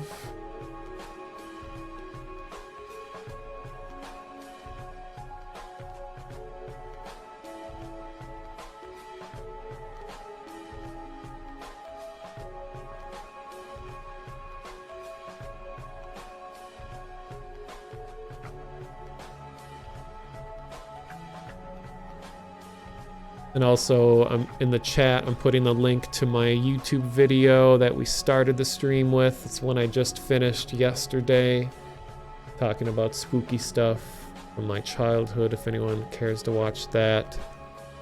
Had a lot of fun making it, and hopefully I'll make more